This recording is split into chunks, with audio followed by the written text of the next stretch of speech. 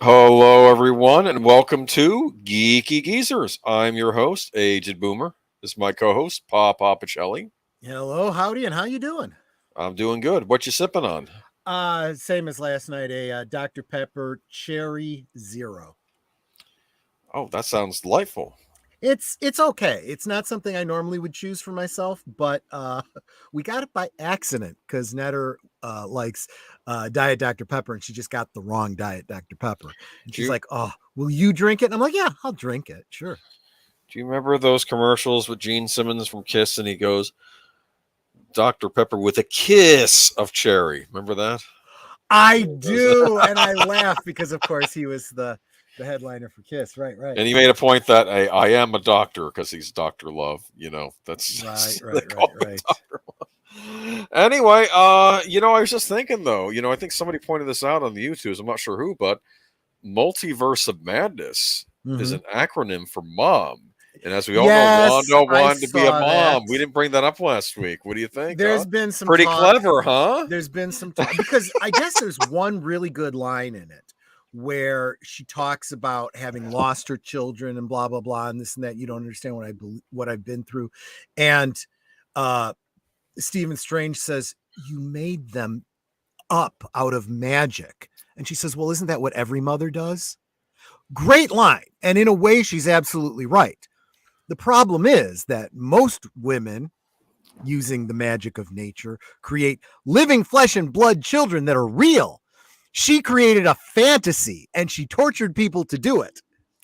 Yeah, well, there's that, but I'm expecting that there's going to be a big Valiant Renegade video this coming week talking about a big drop off after the first week. I've heard that it's not good the second week. I mean, we'll probably talk more about it maybe next week. I heard like an 80% drop off. And I'm wondering if it's 80%, what's the third week going to be like? Because if you remember Spider-Man No Way Home, that had legs. That kept doing well week after week. Yep. And I think all of the goodwill that it got was from people saying, "Oh, this is a continuation of Multiverse of Madness." Those that saw it said, "Nope."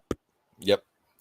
And I don't know. Apparently, you have to have watched that Disney Plus series, WandaVision, to get what's going on. And which I did. Okay. And so when I heard, okay, she does kind of get her comeuppance, I'm like, well, good, because that was the big thing that was missing from WandaVerse of Madness, from WandaVision. But be that as it may, it sounds like the real focus is this America Chavez. And for everyone out there who's saying this isn't woke, keep in mind that one of your major characters, her whole purpose is to be a Latina whose ability is breaking down borders. Interesting. So think about that for a second. Tell me you're not being woke. Anyways, so you asked me what I'm sipping on. I was about to. What are you sipping on? Coca-Cola. Regular or normal? Just regular old-fashioned Coca-Cola. Not Coke 2. It says original taste on it. Yeah. The formula, this is a lot of people don't even realize. This original Coke has changed a great deal over the past 100 years or so. And it's not just the lack of using coca extract and therefore cocaine. It's the formula has changed. If for no other reason, the lack of sugar and the substitution of high fructose corn syrup. But I digress. The point is, I honestly think that the whole Coke 2 thing was a reason for them to change the formula again. And when people got classic Coke back, they're like, okay, it's back. And it's like, no, I think it's still a little bit different. It's always a little bit different. But let's say hi to the chat. Rest in peace, Remo Williams. Thank you, Al. I think you were first. I know. Yeah. We're going to talk a little about that. That'll be our first story of the night, but we got to do good old days first. Horizon Talker, welcome. Horizon Talker, welcome to the chat. And I need to post your YouTube channel. Actually, he's got a blue wrench. Yeah, go ahead and post your YouTube channel. Drop your YouTube channel in there. Yeah, and deleted he's got a regular writing blog. Network check it out. And Big Al, you all have blue wrenches for a reason. Drop yours because we Actually, grow you got together. to give one to Big Al. Big Al doesn't have a blue wrench. Big Al doesn't have a blue wrench. Yeah, just don't ban him by accident. Let me go to my own stream, if you would. Go to my. Netter's going to drop it for you, but yeah, you should still. Okay, all right. I'll give my blue wrench. I can find my own channel. Big Al, if you accidentally get banned, it'll probably just be a timeout for 500 seconds, and that's just because Boomer's being a boomer. Ooh, I'm sorry, I have to cut the stream short tonight. Geeky Geezers is live. I want to listen to them. Oh wait, that's me. Okay, yeah, all right, Al. I'll give you a wrench. Hold on. It's funny because whenever I'm live, whether I'm a guest or on my own, I don't see the announcements until after I get done and I look, at YouTube and I go, oh, okay, there's the announcement that Netters Network was just live or that Big Al was just live or something. It's like, not. Go ahead. And I was just gonna say, it's like I don't really need to watch it again. I was on it. That's true. Because it's funny because you don't realize you're on the thing that you were going to listen to the thing that you were actually on. So you don't listen to exactly. It's funny. It doesn't help the fact that they have put user in timeout and add moderators right under it, right next to each other. Yeah, and that's why Steven Otten. Oh, by the way, hi, deleted scenes. He even said when I told him about that, he laughed. He's like, "I've done it too. It happens." Okay, all right. So let's see. Here's Zootopia. Welcome. It was like a 68% drop for Doctor Strange. Yeah, I'm going to be curious to see how Weekend 3 goes for it too. I don't know. They're not. They feel they can put anything out and slap Marvel on it, it'll sell, and I don't think that's going to be the case for much longer. But okay, running behind here, I'll catch up. Catch up now. Do it now. I'm still getting a kick out of it. I take it you like Doctor Strange as much as I did, and by I mean didn't care for it. I didn't see it. I didn't see it. I don't really have any intent to. No, I'm sorry. This whole prerequisite of having to watch WandaVision, I'm done. No, stop. I don't want to watch your Disney Plus shows that you haven't even made available on DVD yet. It's ridiculous. I'm not. No. Good point. I'm over it. It's just, I did see an interesting video by. I watch so many videos, I can't remember who's doing them, so I can't give proper attribution. But I saw a YouTube video that was talking about the return of several of the Netflix characters and their actors into the mainline Marvel universe. But the fact that like Kingpin and Daredevil aren't technically the same iterations from the Netflix one. And there's a reason for that. Obviously, it's because they were R-rated shows, maybe. Not at all. It's a rights related thing. It's that Netflix kind of owns that particular flavor of those characters. All right. So when they put in, there's nothing Netflix can say about Cox or about D'Onofrio playing those characters. Those characters belong to Marvel. The actor, they can cast whomever they want. But if Netflix came up with any element to their characters that wasn't specifically from the comics, they can't do anything with that. For example, Vincent D'Onofrio's Kingpin is going to be more comic accurate in his manner of dress, in the fact that he's going to have almost superhuman strength. Whereas in Netflix, they took a little bit more liberty with his manner of dress, and he was purely human, had no extra strength. His strength was just the kind you would expect of a big guy who's been in prison. Well, it's funny in the Spider-Man game for the PlayStation when you get to hear Wilson Fisk's men talking about him. They're like, well, why is he so strong and stuff? And he's like, yeah, but you have to understand, he's like, you're coming on his weight, but he's saying he's like a sumo wrestler. Yeah. There's a lot of muscle there too. He's, he can, and they were trying to make that point about him. Like Sammo Hung, a Chinese actor, big in the Hong Kong martial arts cinema. Right. Big dude, but he can kick your ass 6 ways from Sunday. Well, and a lot of martial artists. Yeah. A lot of martial artists will tell you that the whole breaking logs or breaking bricks and all that kind of stuff, it's all about, it's not really strength, it's speed and the weight you put behind it. If you have a lot of weight behind it, that's going to help a lot. The more speed you put behind it, the less you're going to hurt your hand, the more is going to go into the board. But if you don't have enough speed, if you don't have enough weight behind it, you don't have enough force going through that object and it bounces back, and that's how you break your hand. It's just physics. It's nothing. Interesting. It's nothing, metaphysical or anything like that.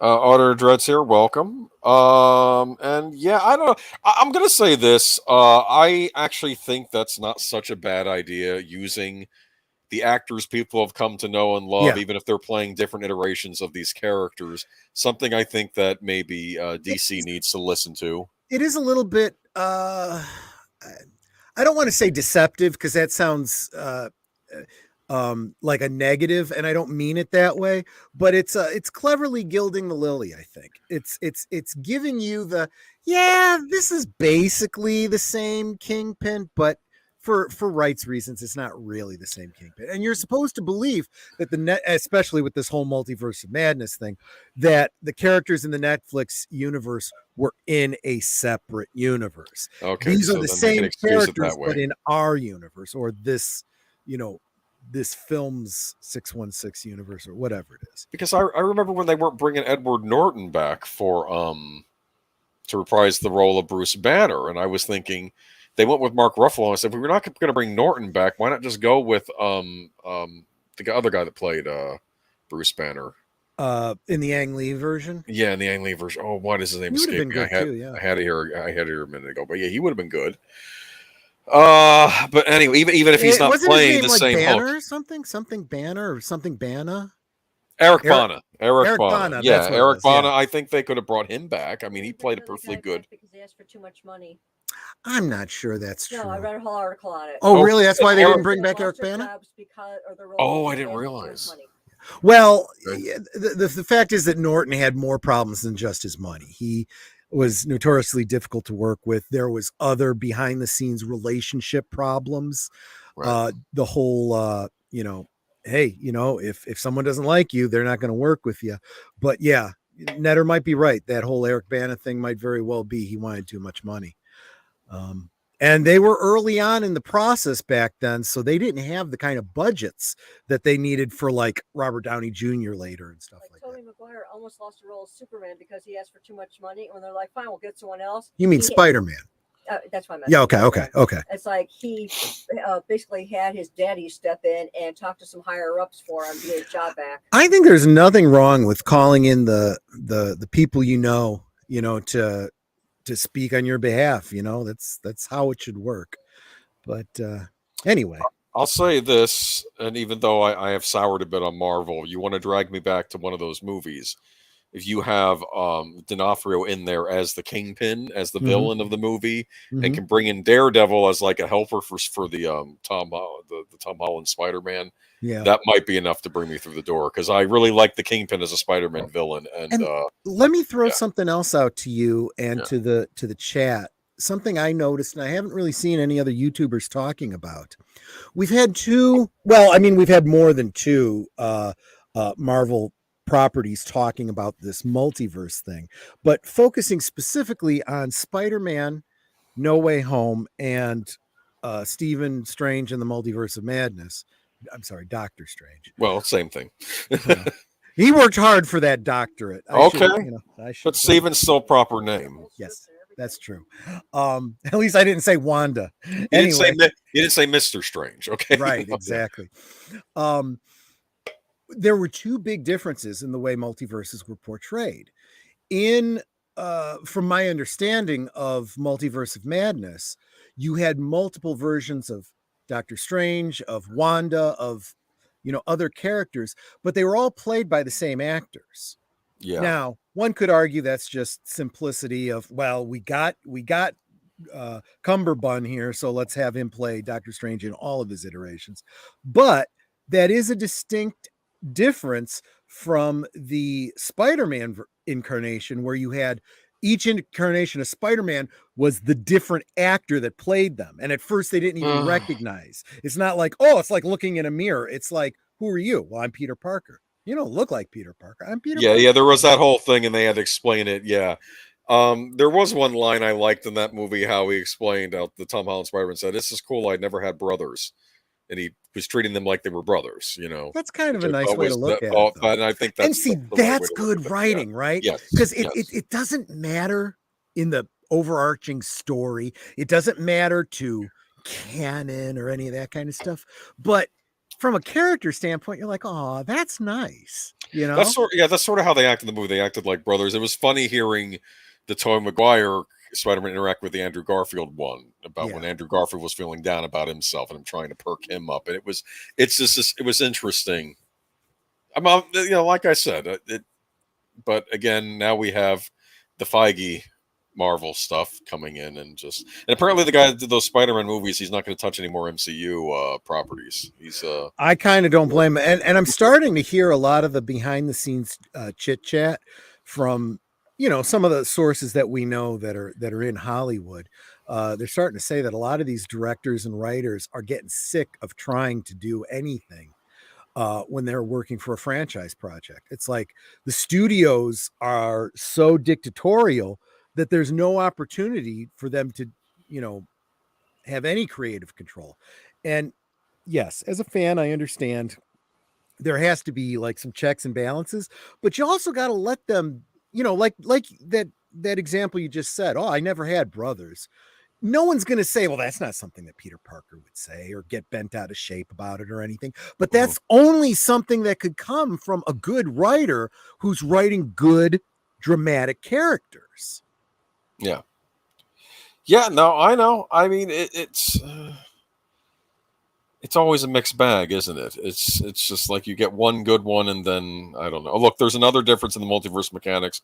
When multiples of the same person meet in the multiverse madness, they cause some kind of paradox. That I heard about that, but No Way Home, it wasn't. Oh, please! You think that they were sharing notes with each other when they were making these things? And let me tell you right away, my first thought is, okay, great. So as soon as you have America Chavez staying in our universe, why isn't that causing some sort of screw up? And don't give me any bullshit about because she's unique in the multiverse and she doesn't have a counterpart. I don't care. I'm sure there's people who've died in other universes that haven't died in our universe and could easily cross over. They play fast and loose with the rules they make up themselves. They did it with time travel in the Infinity War, and they're doing it again. And that's not good writing. No, they weren't talking to each other at all. Yeah, sounds like the whole Ryan Johnson, J.J. Abrams. And Al made a good point that I was actually thinking about, the whole different versions where, one version was female. And I'm like, if there was a female version of me out there and she was hot, I'd probably have a problem with that. I'd have a real problem with that. Hey, anyways... I'm not going to go any further on your channel. I'll talk about it more maybe on a Friday. I'm thinking of the Sliders episode where the main guy, the Jerry O'Connell character, ran into an alternate version of himself that was, I guess, born at the exact same time. She just happened to be a woman or something. So it was almost like a female version of herself played by a different actor, obviously. But it was it was just kind of weird. Like she was like had the same intelligence, certain personality quirks, but she was a woman. Of course, she turned out to be a villain in that episode. I remember that. But what was I going to say though? Let's talk about. I'm just thinking, is that like sibling or is that like solo time? I don't know what it is. It doesn't make any sense, and I don't want to think about it anymore. Let's talk about think more about nonsense. Too much. Yeah, let's keep it family. Let's talk about timey-wimey. Family friendly. Let's talk about the good old days. Let's talk about the timey-wimey. Let's talk about New Who, or as most of the younger kids call. Just plain old Doctor Who, but we would call it New Who because it wasn't the classic Who. That's right.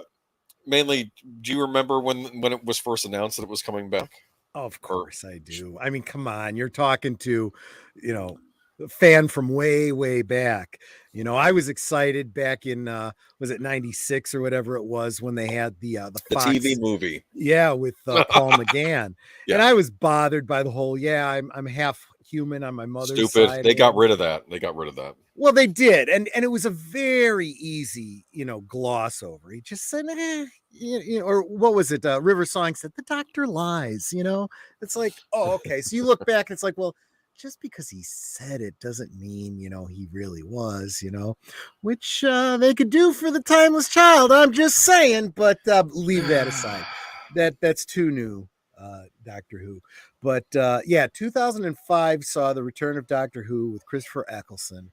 And I think that because that's so long ago, I think a lot of fans have forgotten that for those of us that were old Trek fans, there Old Doctor wasn't, Who fans. yeah, Yeah, there yeah, was, original Doctor Who, yeah, or whatever you want to call it. There yeah. was a bit of trepidation. It was like, are they going to keep the same continuity? Are we going to get, continuation of the same Doctor? Will there be and for a long time, there was a lot of argument among fans where fans would say, well, he only gets 13 incarnations, 12 regenerations, and that's it. Well, that hasn't been established as canon. Yeah, that was established as canon back in the original. Well, this is a new Doctor Who.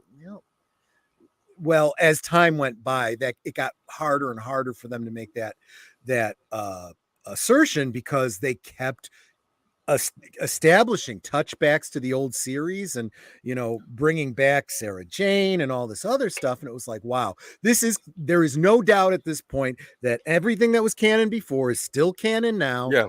It's clearly an incarnation, right up to the point where what's his name, the kid with the long face, 11,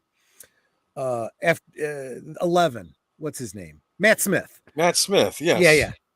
When Matt Smith said something about, he's on he doesn't get any more incarnations. And his companion is like, wait a minute, how do you figure? And then he literally takes us through all of his incarnations and clears up even a few things that we were uncertain of in the Tennant era, and how the War Doctor worked in and all that kind of stuff. Okay. He made it, this is clear, this is canon, this is established. When I die, that's it, I'm done. And we know he got a new regeneration cycle, So which the War doesn't make Doctor, any sense if he's the timeless child. But again, I digress. let's not even bring up Mm-hmm. that. I'm not talking about Whittaker era right now. I'm talking about the other stuff. I'm not talking about Spew Who. Okay. What am I going to say though? The only thing I can say about Jodie Whittaker is she's the only Doctor that I've seen naked. That's all I can say. Well, okay. I don't know what that says about Doctor Who actors, but there you go. I was very excited when I heard it was coming back, because I had been a big fan, and then we had the Sylvester McCoy era, and then it kind of just petered out. And even in the Sylvester McCoy era, there were some. And then we had the TV movie that I was actually on board for, and then that didn't get picked up for series. And then, of course, BBC announces that it's coming back, and I'm like, well, all right. And then it came on Sci-Fi Channel. We got it late. I think England got it months or maybe even a year before we did, but finally Sci-Fi Channel aired it, and we got the Christopher Eccleston's season. Yeah. And it was some interesting stuff, because I kept wondering, well, are they going to bring back the old villains? And they start out immediately with the Autons.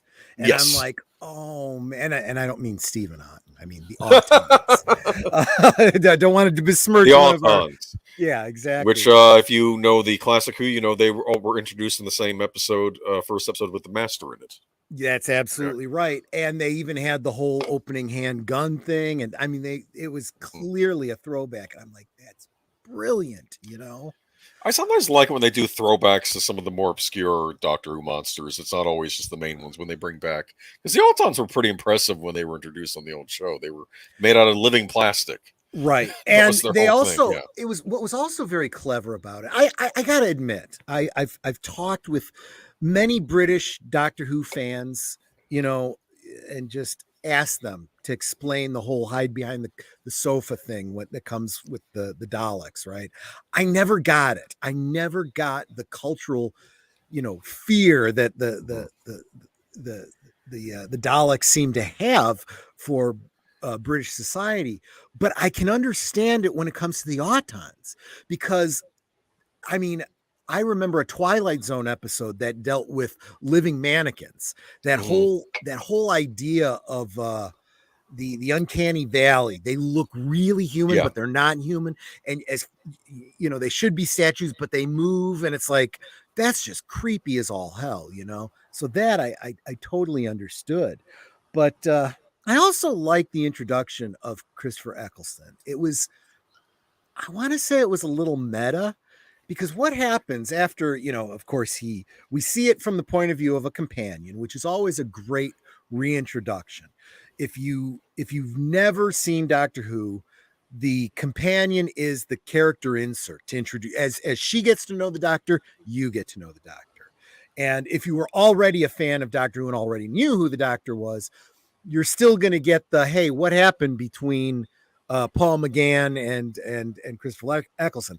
Now, we know they kind of glossed over that a bit, but they did it brilliantly, and they did it in a way that you can pick up and keep going, and all of that ends up getting filled in later on in the new Who run. But what happens after the adventure thing, and he tells Rose run, and they get away from and they go back to her flat, right? And he goes past the mirror and he stops and he turns and he looks at himself, plays with his big ears, and a Doctor Who fan immediately, okay, anyone who didn't know who Doctor Who was kind of is like, okay, this is the quirky alien character, right? All the old Doctor Who fans are like, hey, he must have just recently been through a regeneration. Now, most of us assumed it was from Paul McGann to Christopher Eccleston, and they never said otherwise. Well, at least they didn't until John Hurt was eventually introduced as an in-between Doctor. The War Doctor, yeah. The War Doctor, right. So, but I thought it was brilliant. I loved that. And then even at the end of that, we get to see John Hurt begin his regeneration. And how does he do it? He does it with the same lines that the first Doctor, William Hartnell, did. Yes, I'm getting a little long in the tooth, aren't I? Yeah, it's about that time. And this old body is become a bit worn thin or whatever. I can't remember the exact line. And then he begins to regenerate. And I say this, there's a lot of other fans that say this. It really looks like he's regenerating into Christopher Eccleston, but they can't confirm that because they don't really have the rights to use Christopher Eccleston's likeness. Right. But we know that's what was happening anyway. Yeah. So you could almost assume that he leads right from there to into Rose. the first episode, Rose. And of course, Rose Tyler, a fan favorite companion, played by, let's see if I can remember her name. I never can. Billie Piper. Billie Piper, yes. And it's kind of funny because she's like a young 20-something, maybe. I'm thinking early 20s or late she teens. was pretty young at the time. And she was real big in the UK before this as kind of like a pop star. A pop singer, yes. Yeah, like a Britney Spears was at the time or something like that. And she's got a boyfriend, Mickey Smith, and I guess she lives with her mom, and it's kind of a boring humdrum life. And then she has this first adventure with the Doctor and the Autons, and then he basically asks her, do you want to come in this ship? You can come, not him, because I guess Mickey was kind of cowardly in the episode. And then he says, did I mention it travels through time? And then she runs toward the box. Right. And at this point, if you're just tuning in, this is your first Doctor Who episode, because obviously this is meant sort of as, what do we call this? I don't want to say requel, a requel. That's you could. I would say I'm going by Scream 5. It's a reboot in the same sense as things like Ghostbusters Afterlife or any other thing that sequelizes something many years later, but remains faithful to the canon. What we're hoping the new Quantum Leap series will do. Right, exactly. But anyway, and of course there's that one episode where they go to the future, and it's about how we're finally going to destroy the Earth because it's time, and they're just keeping it from I guess crashing into the sun. But it's and then there's a murder mystery with all these alien groups, and I like that episode. And then they come back, and he says, "Listen, here we are. We're 12 hours from where we left," and he lets her out, and then she goes home and her mom starts screaming, and it's like, and they realize, it's not 12 hours, it's 12 months from when we left, and they thought she was murdered. Mickey had been investigated by the police, her boyfriend, indirectly, they indirectly began the establishment of a little bit of canon or whatever you want for Doctor Who, in that. And the Doctor plays this up later on in later episodes with Rose, this whole idea of fixed points in time, right? So he meant to bring her back 12 hours later, but because he brought her back 12 months later, and she sees the repercussions of having been gone that long and the impact. He can't now take her back 11 months earlier. He's already established this, I guess you would say, canon within the canon, and he doesn't want to subvert that. And a little bit later, we see exactly what happens when she tries to do that, because she decides she wants to see what happened to her. She wants to see her father one last time. And the doctor's before he dies. Yeah. It's like, yeah, I can do that, but you can't tell him about his future. You can't change what's going to happen. And she does. She prevents him from dying. He's going to get hit by a car. Yeah. Right. And that just opens up this big hole in time. And this is where we also get some lore about what happened to the Time Lords. He said, the Time Lords used to be able to fix these kind of things, but the Time Lords are gone now. So because these creatures came out and started destroying everything because they had interfered in a way they weren't supposed to interfere with time. Exactly. And so they're literally eating up the timeline, which is bad for everybody. So, and then her father, he decides, I'm the one that do you remember what her father's name is? No. Do you? Well, she was Rose Tyler. His name was Steve. Steve Tyler. Oh, okay. Yeah. So that name kind of tends to come up in what do you call it? Stephen Moffat era. He likes to use the name Steve over and over again because okay, right, of course. Anyway, though, but he runs. You still see the circling car that he was supposed to get hit by, and he runs in front of the car. Like that resets it. It's like in a temporal loop, and when the doctor explains, or I can't remember if it was the doctor. He figures out he has to die to fix this. Right, he has to die the way he was supposed to, and so he literally sacrifices himself. Yes, to save the timeline, but they do it in a great way where it's like he's really doing it to save his daughter. Yeah. It's I'm saving the universe, wonderful, but I'm really doing it to save my daughter. We get introduced to Captain Jack Harkness during this season. Yes, we do. Another fan favorite. Who's a human from the far future who can time travel using some kind of weird device, but it's not the same as the Doctor's. It's more like he catches streams. Yeah. We find out that he's got a vortex manipulator, which allows him. It's how did the Doctor put it? It's like down and dirty time travel and very dangerous, and he really doesn't approve of it. You also find out later on that the TARDIS has a vortex manipulator within its circuitry, but it's a much more complicated, It's a very crude version of time travel, and it's not like you can decide where you end up with it. You just have to follow some kind of weird stream, right? It's not like... Yeah, it's much more approximate. But when you consider how the TARDIS works, you're like, well, is it that much worse? Yeah, and, we get introduced through some new monsters. That's during the Blitz when Rose Tyler, they end up in the... Great episode. Some of the best episodes of early of the Russell T Davies era was written by Stephen Moffat. You may not care for how Stephen Moffat ran the show when he became showrunner. I was mixed on it. I'll say that. But on individual episodes, he wrote the best. And it was a 2-part episode called The Doctor Dances and The Empty Child. And I don't remember which one comes first and which one comes second, but I'll tell you, talk about creepy. That brings up all the scary, creepy image from Pink Floyd's The Wall, right? With the kid and the gas mask and the "Are you my mommy?" And I was like, right.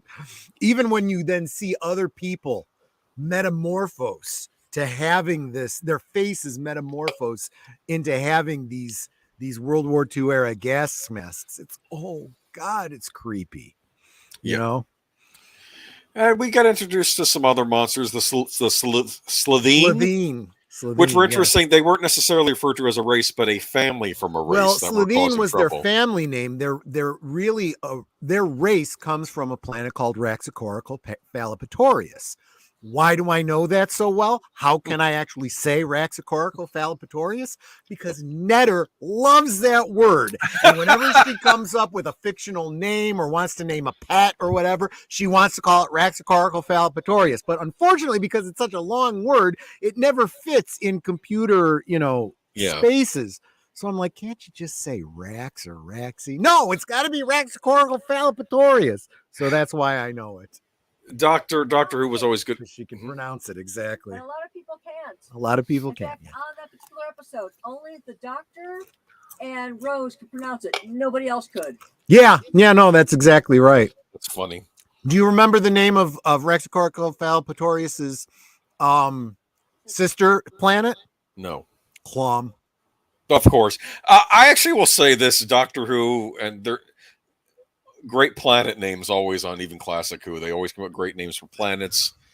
So did E. Doc Smith with his Lensman books. I always like one planet's name in Lensman was called Radalax, and I always liked that name, Radalax. But anyway, let's see, what else do we get this first season? We also get supposedly an episode where he confronts the final Dalek in Utah. Remember that? Yeah, that was a really good one. And you get a lot of lore there about the time war between the Doctor and the Daleks. And now, yeah. Go ahead.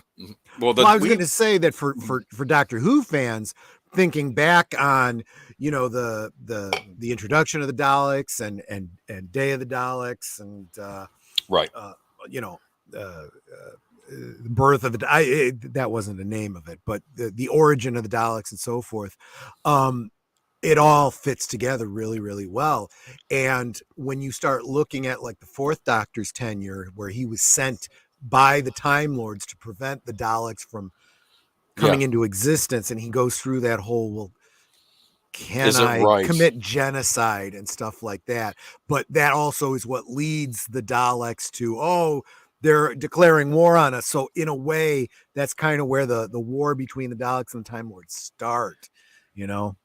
Well, the thing was, though, the reason the Time Lords did that was they foresaw their predictions were the Daleks would become so powerful and so prevalent they would destroy all life in the entire universe. That's why they sent the Doctor back to either prevent them from being created in the first place or to stunt their development so they didn't get to that point. Yeah. So he ended up stunting their development, and you'll notice in future seasons, especially after that first Genesis Daleks, they were always struggling a bit. Like they were having wars with other alien races, and they were never quite up to par with how they worried they would be. On this show, they got back to where they were. They were so nasty and powerful. They had a war with the Time Lords. And it's not the first time alien races have fought the Time Lords. The Centaurans did it on the old show as well. Right. So it's not the first time, but they basically, and the idea is we find out they wiped each other out. Yeah, that's what pretty happened. much. But then, of course, all throughout the season, stuff is sprinkled, Bad Wolf, and it's one of these Buffy-style storylines that where, you know, you get little hints of what's coming later on, but not quite. And then, of course, we get to the episode where they're on that space station in the future, and it's they're all in game shows, like the Doctor's on Big Brother, and I think Rose Tyler's on The Weakest Link. Yeah, and I forget what Captain Jack Harkness was. He was on something too. And then it turns out all these game shows are being used to send humans down to make humans disappear, because it looks like everyone's being executed. But no, they're not really being executed. Some of them are being harvested to create Daleks. Big spoiler. Exactly. And it's not the first time the idea that you could make Daleks out of humans, though. Of course, the Emperor Dalek makes a point that only one out of 1,000 was even fit to be made into a Dalek. You know, And of course, they try to set defenses against the Daleks, and it looks like the Daleks are just extremely powerful, more powerful than they were in the old series, and their defenses aren't doing anything. They're wiping all the humans on the space station out. The Emperor Dalek, says, he's asking, the Doctor's trying to figure out a way to wipe out the Daleks, and he realizes he's going to have to destroy the Earth to do it. Yeah. Remember that? Yep. And he didn't know what to do, because it's like, am I going to destroy the Earth? He figured the human race might be able to survive, because I'm sure they have colonies elsewhere. Right. And maybe the human race can still survive, but he has to destroy the Earth. And then the Emperor says, are you a killer or are you a coward? And then the Doctor says, coward. He can't destroy the Earth. And this is when and then Rose makes the final decision. What does she do?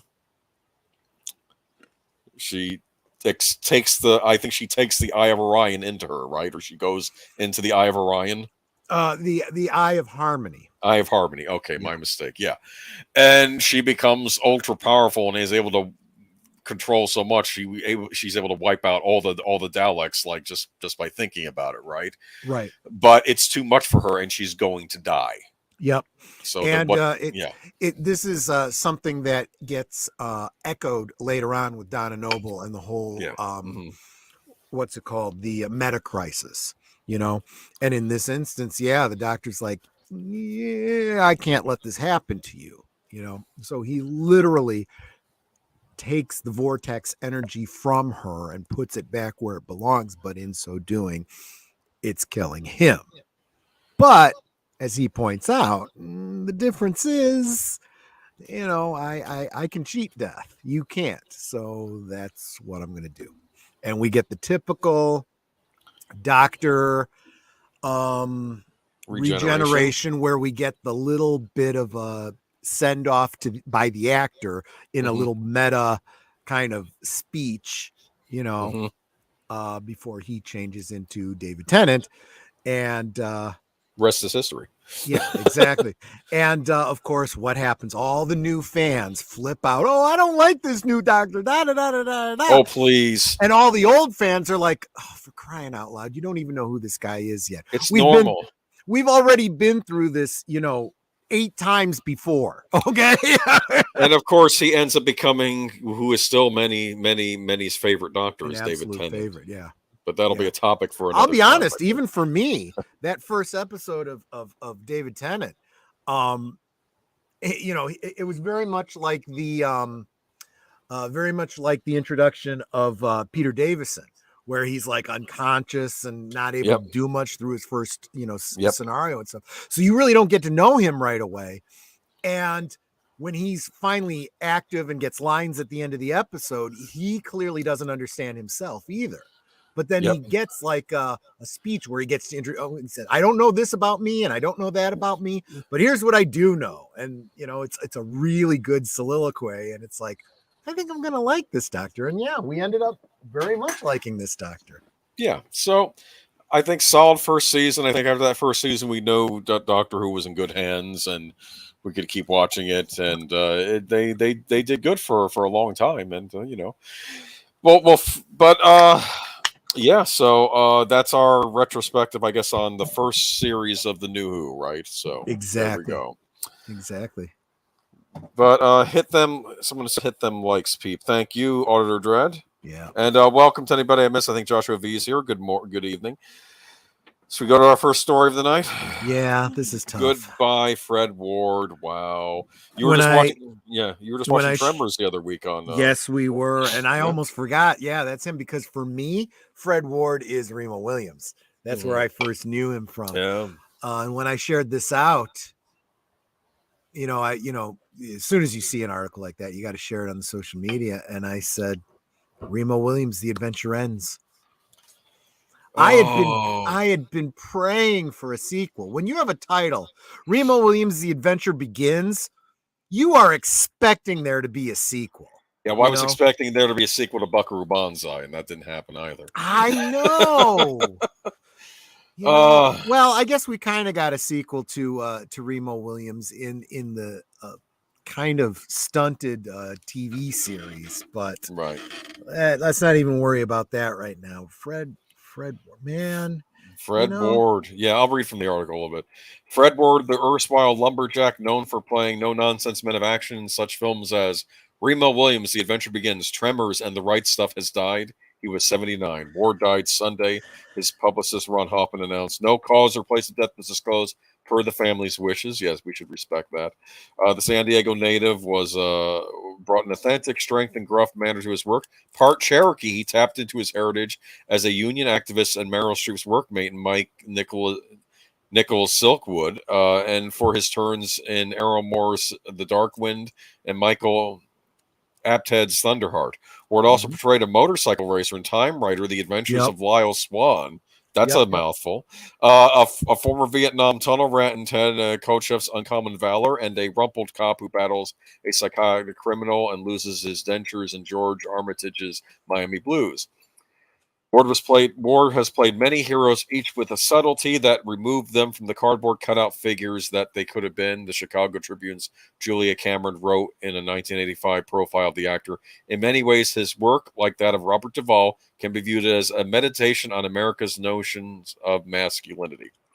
His best chance at superstardom came when he was cast as the title character in Remo Williams' The Adventure Begins. The Orion Pictures release, based on the popular Destroyer novels, was designed to kick off a franchise centering on an American version of James Bond. It was directed by Guy Hamilton and written by Christopher Wood, veterans of 007 movies. And Ward signed on for 3 Remo Williams installments. Ward's Remo was a New York cop who was taught martial arts skills by a Korean master as he becomes an assassin for a secret government agency. However, despite a neat action sequence atop a scaffolding covering of the Statue of Liberty, the film did poorly at the box office, and the adventure, alas, ended just as it was getting started. Yeah. Ward, however, did get 2 chances to play Earl Bass, the resilient Nevada handyman who fights off creepy crawlers, first in Tremors, and then the 1996 direct-to-video sequel. And as astronaut Virgil Gus Grissom in Kaufman's The Right Stuff, Ward was earthy and unpretentious in what was perhaps the film's most demanding role, THR wrote in its review. Right Stuff's a great movie about the beginnings of the space race. But yeah, no, I'm going to miss him. I don't have anything bad to say about the guy, actually. I'm sure I would when he's dying anyway. But absolutely no. He was not as big a star as some, but he was a big part of the 80s for me. I can say you know who he is when you see him on screen. It's like, I know him. Yeah. That was that's too bad. I know, and it's sad, but I think he left a good legacy. I do wish we could have got more of those Remo Williams movies, but you're actually giving. Go ahead. I was going to say, I think that I'm going to dedicate my Friday show to a rewatch of Remo Williams' The Adventure Begins. That's a good idea. Okay. I'll look forward to that. So for those of you who haven't seen it, of course, you know how my rewatches work. I'll be simulcasting it on Cosme so that you can catch it. But if you can't wait until Friday, it's showing for free on Tubi and on YouTube. Yeah, it's not some pirate thing. It's an official video movie on YouTube, so you can watch it free on YouTube without having to worry about it being a bad quality copy or anything, because it's an official version on YouTube. You can also catch it on Tubi as well if you have that app. So, all right. So, rest in peace, and we will miss you. Yep. So. Agreed. I'm afraid that we're going to start getting to the point where we're going to start every stream with the good old days and goodbye to somebody. We're losing a lot of classic actors that we grew up with, and it's sad. And they just mentioned Robert Duvall. I wonder when he could be next. Not that I want him to be next, but it's.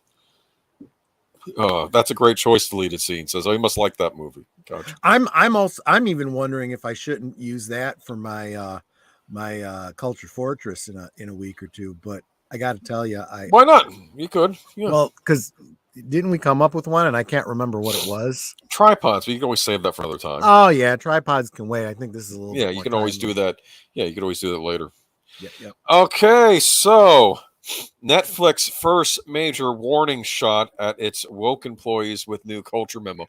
I tried putting this in the headline on the thing, and I'm like, what culture memo? I'm like, that is not catchy. I put it in the description and changed it to. Well, I was going to say that what you really should do with net. I mean, there were a lot. We have like 5 articles to talk about Netflix today. No, I put a different Netflix, and I took Netflix misleads investors, but I still put the thing.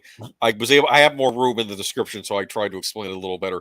Yeah. They're saying that this is toward the woke employees. I have a different take on it, but we'll read this from the Daily Wire. But let's read what they have to say. Yeah. Now we don't normally cite the Daily Wire. I happen to like the Daily Wire a lot, but. Take it for what it's worth. There is absolute bias there. It is definitely. We have a CNN article. We have a CNN article in here tonight too. So we do try to be balanced. We get from everywhere. So I do want to point it out just so that people don't accuse us of. I'm saying take it for what it's worth and find the truth in it. Yeah. A new corporate culture memo from Netflix is taking a hardline stance on attempts to silence artistic expression by warning those who are offended by the streaming service's content that they may want to go find a job somewhere else. Variety reports that the change in Netflix's company culture appears to be in large part due to the backlash the streaming service faced when the woke employees last year woke employees last year over its Dave Chappelle special, which employees claimed was transphobic.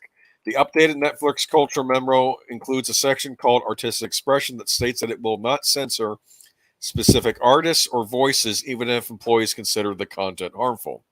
If you find it hard to support our content, Brett, Netflix may not be the best place for you, the memo states, later adding that employees may be required to work on projects that they perceive to be harmful, and that if they have a hard time accepting their work assignment, they might want to consider working somewhere else. Entertaining the world is an amazing opportunity and also a challenge because viewers have very different tastes and points of view. So we offer a wide variety of TV shows and movies, some of which can be provocative. The new section reads, later adding, we support the artistic expression of the creators we choose to work with, and that we let viewers decide what's appropriate for them versus having Netflix censor specific artists or voices. Netflix reportedly fired the leader of a trans organization within the company last October who allegedly organized a walkout to protest the company backing Chappelle over a special, The Closer. The Verge reported the employee was terminated on suspicion of leaking metrics to the press related to the Dave Chappelle special. Those metrics about how much Netflix paid for The Closer and how many people it reached subsequently ended up in a report on Bloomberg. While the employee had shared the metrics internally, they spoke out against the leaks to colleagues worried they might hurt the walkout movement. The leak of internal data is highly unusual at Netflix. While the company prides itself on transparency, employees are told that the culture can only thrive when Netflix data remains internal. This report has been updated to include additional information. It's funny. This reminds me of some instances when I taught. I mean, give you a little disclosure. I did teach a couple of introductory creative writing classes at university years ago. Okay. And one of my caveats in the syllabus was, we may be discussing. I forget what the exact words were. I could probably look it up now, but like we may be discussing topics or have readings, works of fiction that could be considered controversial or whatever. Sure. I basically said if you're easily offended, drop the class. That's what I said. I didn't want to hear it. And to be fair, at that point, I wasn't even aware of the whole woke culture thing. I thought maybe people from more conservative backgrounds or something, right? They don't like something we're reading. But I don't want to hear people complain about the writing. I'm like, you cannot like what we read. I don't care. Yeah, this is not about you having to like what you have to read. You can even challenge and say why this didn't work, but don't. I didn't want people getting all bent out of shape and just if they're that uptight about this isn't the class for them. Because part of being, I had a writing teacher when I was in community college many, many, many years ago, and she said, as a writer, if you have not offended one person, you haven't done your job. Okay, and I thought that was interesting advice she gave the class. And even when you are writing, you may write something in bad taste. It doesn't make you a bad person. Sometimes you have to figure out where you push the envelope and where you shouldn't. And that's part of the process. That's another thing. So I didn't want the students being afraid of writing about certain subjects. Anyway, but here we are in modern times where everybody has to be offended by everything. And yeah. And I would argue too, some people that really have no business expressing their whatever issues. Real quick, let me just welcome Trey from Macworld Entertainment to the stream. Thank you so much for being here to encourage us all. Boom shakalaka. And I did want to thank you so much for Netter was on the members only stream a little bit earlier while I was getting ready for this stream, and she passed along all the nice things that you had said to me, and really, really encouraged me. I super appreciate that. Cool. Yeah, and always agree with very true age rumor. My first comic was met with, well, great reviews. I pissed some people off really badly. Well, you're going to do that as a writer, and it's right. Stephen King used to make a point about all the nasty letters he'd get about his work, And the point is, you don't. I feel like to, he addressed them directly in Misery. Probably, yeah, you're right. By having one of his Exactly. crazed fans. But woke in my vocabulary only meant starting the day until after 2020. Okay. Yeah, no, But exactly. let's see. Some people hated it so much it was sort of an affirmation that I'm not a bad writer, maybe not a great one, but not a bad one. Here's the thing: you have to take risks as a writer. Yes. The trouble is, these days you take risks as a writer, and the mob comes after you and attacks you and tries to ruin your life. Whereas in the old days, you'd get a nasty letter in the mail or something. And I think that's the difference. That writers today and film companies and streaming companies and whatnot really need to be objective in looking at the critiques that they get and go, is this a valid critique, or is this just somebody getting their fifis hurt? If it's just someone getting their fifis hurt, then they're the ones that are being disingenuous, right? They're not looking and evaluating and so forth. It kind of goes to the whole thing that I pointed out where everyone's like, Star Trek was always woke. No. You don't understand the term woke. You are using woke as a synonym for progressive. Star Trek was always progressive, but it was woke always is something very different. And it was always topical. It would make you try to think for yourself. That was the whole point. It would bring up issues. Yeah. Maybe people didn't want to see those issues bringing up, but you would at least see on some level both sides of the argument too, and you'd have to make. I'm offended that you're offended. Everyone is easily offended. Yes, I think I agree with that, or maybe I should be offended. Let's back up real quick, because one of the things Auditor Dread said earlier was maybe Netflix has gotten the message, the woke workers against Chappelle was a disaster. They have lost profits and they can't afford to tolerate employees who are activists. Well, I agree with you, Auditor Dread, but I think it's more complicated than even that. Okay. I think, and this article does this too, and this is where I'm going to point out the bias. I don't think it's just about Dave Chappelle. No. I think Dave Chappelle is part of it, but I think the cuties thing hurt them.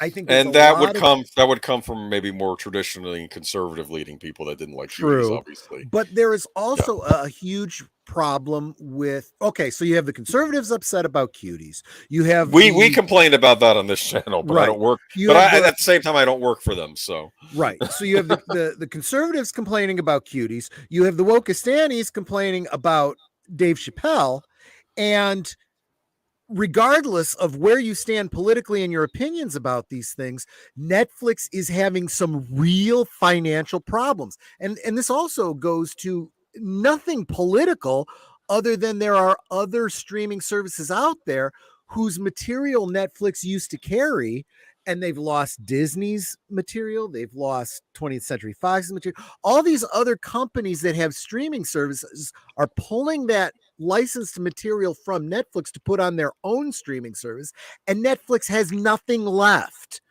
So they are struggling to stay alive.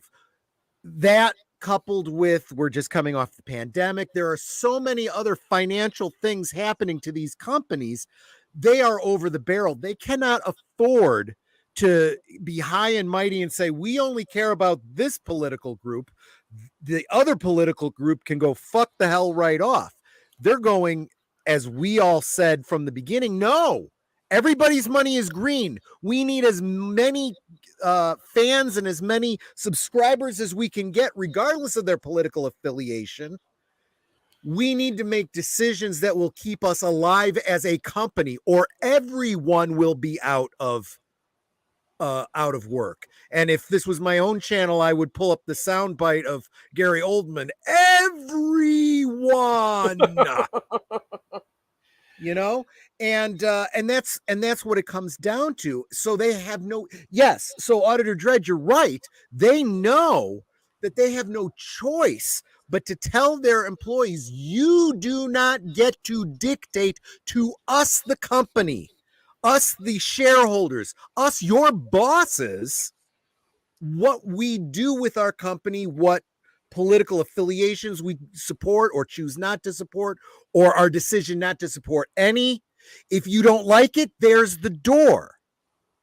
And look, like I said, you don't have to be left or right on this to look at this and go, yeah, that's absolutely true. The right should not dictate for our company. The left should not dictate for our company. We are an entertainment company and we should entertain in general. And we should put on, wokey leftist stuff to appeal to that crowd. We should put on, hardline neocon stuff for the righties. Stuff that... I don't know if I like that either, but go ahead. Well, no, I agree with you. I tend to be more towards the middle because the neocons are almost as bad or just as bad. It's funny. I remember the movie SWAT, which had a very neocon flavor to it. I don't know if you've ever seen that movie, but I didn't know. Okay, it was very of that post 9/11 era where I thought W had written the script himself, but it was look. Samuel L. Jackson's in it. You might want to watch it for that but because Samuel L. Jackson's in it and Netter doesn't care for him, we probably won't be seeing it. But that's fine. I totally understand her feeling on that particular one. But no, I will admit, when I was in high school, I was a member of the Young Republicans. I would have classified myself as a neocon. I was totally, Alex P. Keaton and America good and Russia bad and blah, blah, blah, blah, blah. And of course, there were weapons of mass destruction. That's why we went into the Gulf conflict and blah, blah, blah, blah, blah.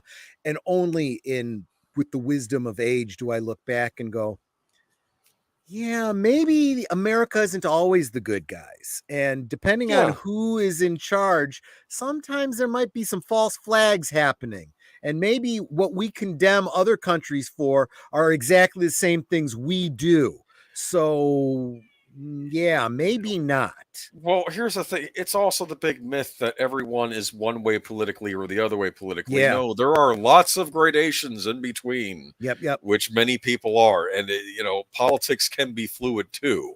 Yep. Maybe, maybe I was going to say that absolutely. Not too. Yeah. That is an absolute. There are certain absolutes about people that are not fluid. I don't care how you want to lie about the science, okay?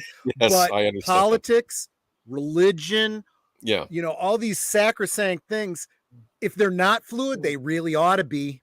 You really need to look into change yourself religions and evaluate. They change political affiliations all the time. So I actually feel like the atmosphere living today is perfect proof that outrage at your writing has a pure quality that is exciting. Right? Yeah, maybe.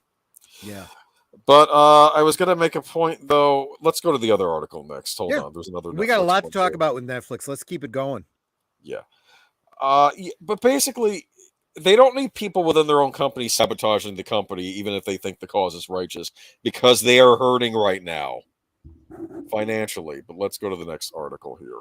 And that includes we got another guest in the chat. Let me real quick say hi to Skipper Kenner. Haven't seen you over here on Sundays very often, but so glad to see you. Good to see you. He's saying hi to us and saying we need a play date. Yes, we do. We'll have to get together again real soon. I've been feeling kind of under the weather the past almost week or so.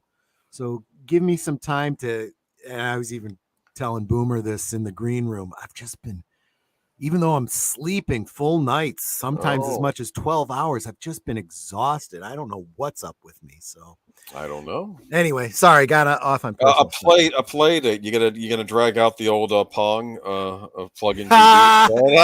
That's always a possibility, but more likely it's going to involve action figures. Understood. Gotcha. Netflix's fabled culture deck, which over the years has taken on the importance of the Magna Carta in tech and business circles, has gotten some updates reflecting the streaming giant's current circumstances.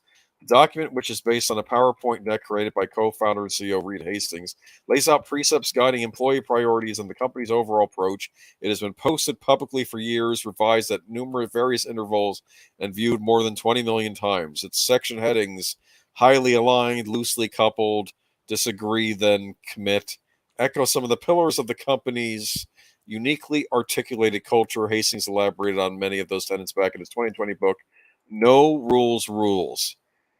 I feel like this is a section coming out of the Hitchhiker's Guide to the Galaxy. I'm sorry. That does come off as a lot of word salad. Let me kind of cut through that. And it's basically something that I have said on my channel many times, many other YouTubers have said this before too. These companies, these not just woke companies, okay, I'm gonna say woke companies, but all of these companies that have their biases and allow it to run how they're doing their business and to the detriment of their bottom line, are forgetting that they legally have a fiscal responsibility to their shareholders, and their shareholders are getting pissed. And I said, it's going to, these chickens are going to come home to roost eventually. And those of us that actually bothered to learn civics back when civics was taught in schools, and we understand how government works, the three-ring circus. You have the separation of powers. You have the legislative branch that makes the laws. You have the executive branch that makes sure those laws are enforced, and you have the judicial branch that the citizenry can go to for a resolution when they feel that their rights have been infringed on by a law that was created. Yeah. Well, another aspect of the judiciary is when you feel that your rights in a fiscal sense are being usurped, you can sue somebody, right? If someone embezzles money from you, you better believe you have a right to sue over that and to have them prosecuted under the law. And by the same token, if you feel like someone in your company isn't upholding their responsibility, to the shareholders, you have every right to seek legal action against them. And I think more and more, you're not necessarily seeing this. This is not the kind of thing that generally becomes public knowledge, but it happens. And when you hear about some executive leaving their company and I'm going to seek other avenues. I want to move on. I want to spend more time with my family, blah, blah, blah, blah. You better believe that something happened behind the scenes where they said, okay, it's time for you to go, And you could argue that something like that probably happened when Iger left and Chapek took over, and who knows what's going to now happen with Chapek. But these people have a responsibility to the shareholders, and the shareholders, maybe some of them are political, but not all of them. And you also have to remember that people like myself owned stock in Disney, right? Mm-hmm. And all of these other companies. Yeah. Get woke, go broke isn't just a neat little saying because it rhymes. It plays out. And I've said all along, eventually the financial realities of the decisions that are being made will cause the Titanic to turn.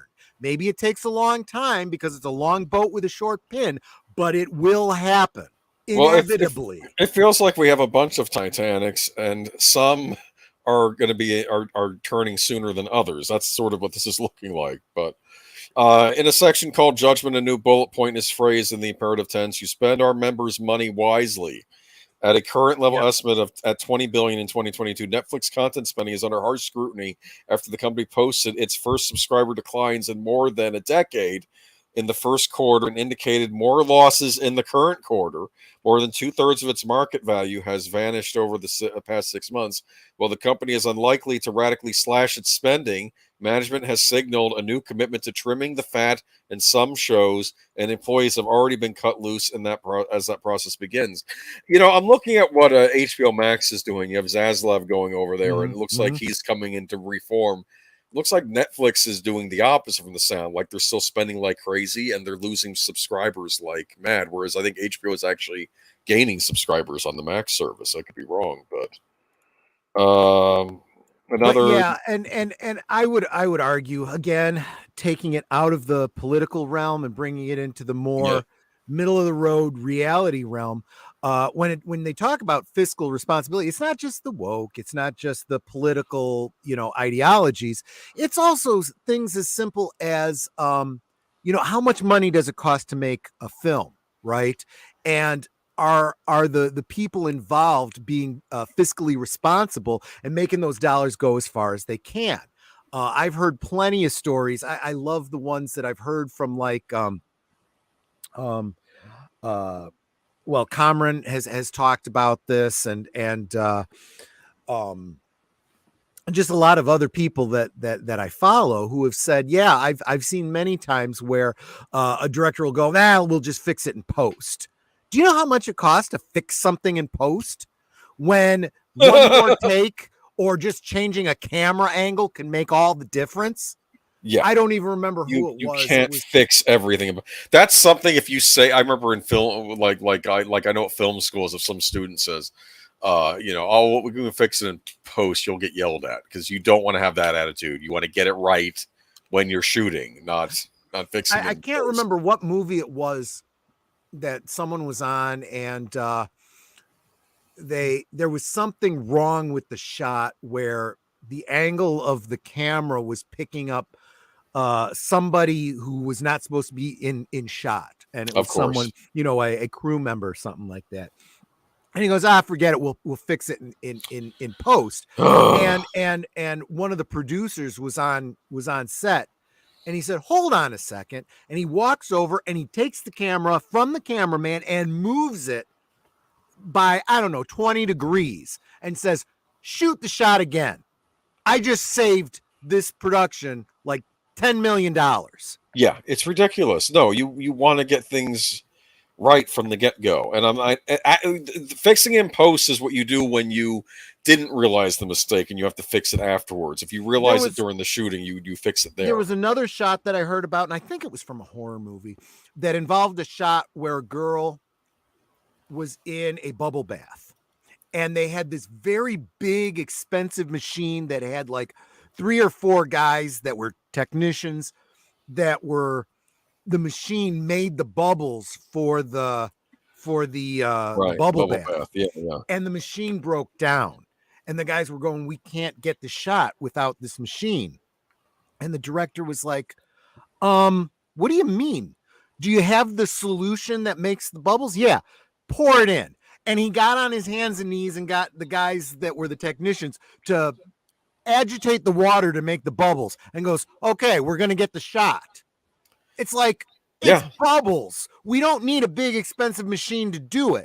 And then you start thinking through, well, why are you spending so much money on this big expensive machine if it's just bubble bath? You go for $1 at the dollar store, get bubble bath. You pour it in, you pour the water in, you've made bubbles. Congratulations, you just saved the company thousands of dollars. That's why some of the best directors are ones that started out making their own movies on indie budgets, like the smaller horror movies, like Sam Raimi. Look at the first Terminator film. I hear about how some of those practical effects were done, and sometimes on the cheap because they ran out of money. Well, you know what? Maybe it's about time that filmmakers had to operate within those budgets again. Yeah. And we're going to start seeing a whole lot better things happening. Now, those of you that followed me, I just recently was on Pops on Pop Culture. We did some a talk about Dunkirk, and that was what's his name, the guy that did Batman, Christopher Nolan. Christopher Nolan's a big one he wants all of his effects to be practical effects. He doesn't like CG. And I get that, and I understand that, and I appreciate that. But I did point out some things about Dunkirk where I'm like, yes, but that forces the viewer to have to suspend too much disbelief. For example, on the one hand, I think it's very impressive that one of the planes that he used, the bomber, because he couldn't find a good real world analog for it, he used a model plane. And I'm like, I didn't even know. I didn't even realize. That's pretty impressive. But then you've got the line where the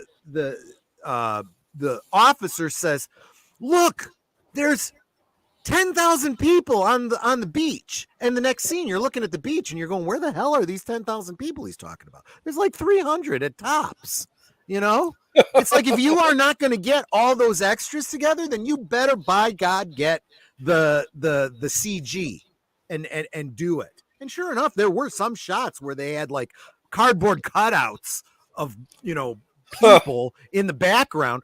But it's like, you didn't do that enough. and there's shots because it was really filmed at Dunkirk. So you've got elements in the background that are clearly modern buildings. And it's like, that's where, right tool for the right job. Those are the places where CG and composite, and back in the old days, it wouldn't have even been CG. It would have been a matte painting. Matte painting, yeah. Right? Yeah. Right? So, I agree with you. What I argue is use the CG when it works and don't use it when you can use practical. And look, and there are times when CG actually saves you money. If you can do a crowd shot with a bunch of soldiers cheaper than hiring thousands of extras, then do that thing. Okay? If there's going to be some suspension of disbelief, let it be there rather than, there's 10,000 people on the beach. Yeah, where? Anyway, well, they were out of shot. Anyway. Right. Okay, but I remember the article. Another newly updated section, Artistic Expression, indirectly references recent controversies over titles like Cuties or Dave Chappelle's comedy special, The Closer. Latter released last fall, created a fierce backlash and a large-scale walkout by employees upset over Chappelle's broadside against transgender people. Netflix resisted calls for the special to be taken down from its service. Entertainment the world is an amazing opportunity and also a challenge because viewers have very different tastes and points of view, the section reads. Ratings, content warnings, and parental controls are all tools aimed at helping subscriber avoid content that may upset them, the document adds. Well, my name is Boomer. I think I've said on numerous occasions. I'm a young Gen Xer. And I guess when we were kids and teens and stuff, we would try to sneak into the R-rated movie or watch the R-rated stuff. Sure. We would try to watch the offensive content. And now it seems like the reverse is true. Everybody wants to avoid the offensive content. I remembered there's a wonderful play. I don't know if you've ever heard of it, called The Foreigner. It's a comedic play. It's a great play, and it's about a guy who's staying at this, bed and breakfast in the South, and he came over from England, and he's so nervous to talk around other people that he doesn't speak. So the guy says, "Oh, my friend, he's from another country, can't speak your language." So he puts on like a fake accent, makes up fake like foreign words, and they figure he's from Eastern Europe or someplace, and like eventually he starts speaking, and then of course there's a warning on the play though because there's descriptions of the bad guys in the play later on. They're wearing the KKK outfits, the Klan outfits, right? But the whole point of the play is that it's making fun of bigotry, how you shouldn't be that way, and why it's ridiculous. Considering this guy isn't even technically a foreigner, he's just pretending to be one, and how the whole point of that is you're supposed to be jeering at the men in the coats, and it's a nice topical play, but it's also very funny, But now there are trigger warnings on it because everybody's easily offended. It's like, and I feel like that for a company like Netflix, they need to have the freedom to screw up, okay? To put out something like Cuties, receive backlash, and then go, maybe this wasn't such a good idea, and then choose not to do that in the future. Yes. Or, get the backlash from it and go, but it ended up, being more positive than negative for us financially speaking. We're going to keep doing stuff like this. I think it hurt them more than it helped them, and they need to be able to have the latitude to make that decision behind the scenes and move on with it. I think the controversy over Cuties was that it involved minors, and I don't know the context because I haven't watched it, so I can't say if it went over the line. I've heard it did. Apparently, there's a court in Texas saying it did. I don't know. One can make whatever argument they want to about the content of the art, but there is also how is that art made? And exactly. I understand. When an underage child, is being made to film scenes that are inappropriate, that individual actor, I don't care what that child says, child is not of age. Okay. I don't care what the parent says. Parents can make bad decisions and, allow their children to do things they shouldn't because of money. Okay. There are laws in place for a reason. And in the United States, that movie could not, it was a movie, wasn't it? That movie could not be made French movie legally. It was a French movie. And so it was legal to do in France because Yeah, the I think. French, but Well, cultural differences. I think Yeah. that had to do with not just that. Yeah, but and it was, Netflix decided to carry it here. They got backlash about it. They need to deal with that backlash. You And know? I'm very anti-censorship. So, and I'm not even, like I said, I haven't seen the movie myself. I don't know. I just don't know about it one way or the other. But at least now it seems that they're at least apparently on the surface taking a stand against this kind of censorship. Yeah. As far as, you know, And I it would says say not. there's still something to be said for, I mean, as much as we might mock it and we might point to things like, was it Dawson's Creek, or I don't remember, Was Dawson's Creek. I know what you're or, talking about. or where you have actors that are in their 30s playing teenagers, right? Oh, And it's like, you know, it looks ridiculous, but you know, you get the idea, right? You get the story, and you don't feel scuzzy because, you know, you have underage. Yeah, they're supposed to be underage, but they're not underage, you know, so you can get the story out without, you know, right. compromising a real underage kid, right? And I don't know, man. I hesitate to mention this. I know how you feel about this, What? but now with CG, again, right tool for the right job, you have a 30-year-old actor and you want to portray them as younger, you can do it. It's kind of scuzzy, but again, you have the same situation where you have 30-year-old actors that aren't doing something that compromises themselves. You know, this is going into a weird dystopian area now. Well, it does get somewhat philosophical, but what it comes down to is, bottom line, these companies need to make the decisions that are profit driven things. And if you work for the company and you don't agree with what the company's doing, there's the door. And I love the fact that Netflix said this. I'm not real happy with Netflix. The cuties thing bothers me, but then again, you know, they've also stood by Chappelle. So, you know, if No, I'm they going to didn't. be intellectually honest, I'm going to say, you know what? Good for Netflix on both counts. Let them make their decisions. And if you don't Well, like it, there's the door. they didn't stand by another actor, as we covered last week, but another performer, I should say. Well, that's true too. And that pissed me off royally. So Netflix is kind of like Netflix. You better turn your ship around and start putting out good content. And some of their content I've liked. I did like the revival of Unsolved Mysteries. I actually thought that was a pretty good revival. Norm Macdonald has more material to share with a Netflix special. Norm Macdonald, nothing special. This is kind of sad. This apparently I there don't is a know. I lost guess it recording. depends on how you look at it, though. Norm Macdonald is going to have last laugh. Netflix has confirmed Macdonald will have a final posthumous stand-up special on Netflix launching May 30th. Norm Macdonald, Nothing Special, which he named, was self-taped in the comedian's home. The late comic, who died of cancer in September 2021, secretly recorded a run-through of a planned stand-up comedy special shortly before his death. Friend and fellow comedian David Spade broke the news Wednesday. Spade and a few other prominent comics have seen the footage of Macdonald's last roundup. I definitely cried, Spade stated on his Fly on the Wall podcast yesterday with Dana Carvey. They were all in attendance at a belated memorial service held last week at the Henry Fonda Theater in Los Angeles. Spade and McDonald recorded the rough take run through alone while at home alone during the COVID-19 lockdowns. Wow, I did not like that sentence. Okay, he just said, I keep trying to do my set, and he was getting weaker, which we didn't know. Spade said they keep shutting down theaters and they wouldn't let him go. So then he goes, I'm just going to run it once, just kind of say it out loud. The material was described as classic Norm stuff. Yeah. Spade said camera crews were on hand to record the McDonald Memorial, which made him believe that a documentary about McDonald was in the works with Netflix.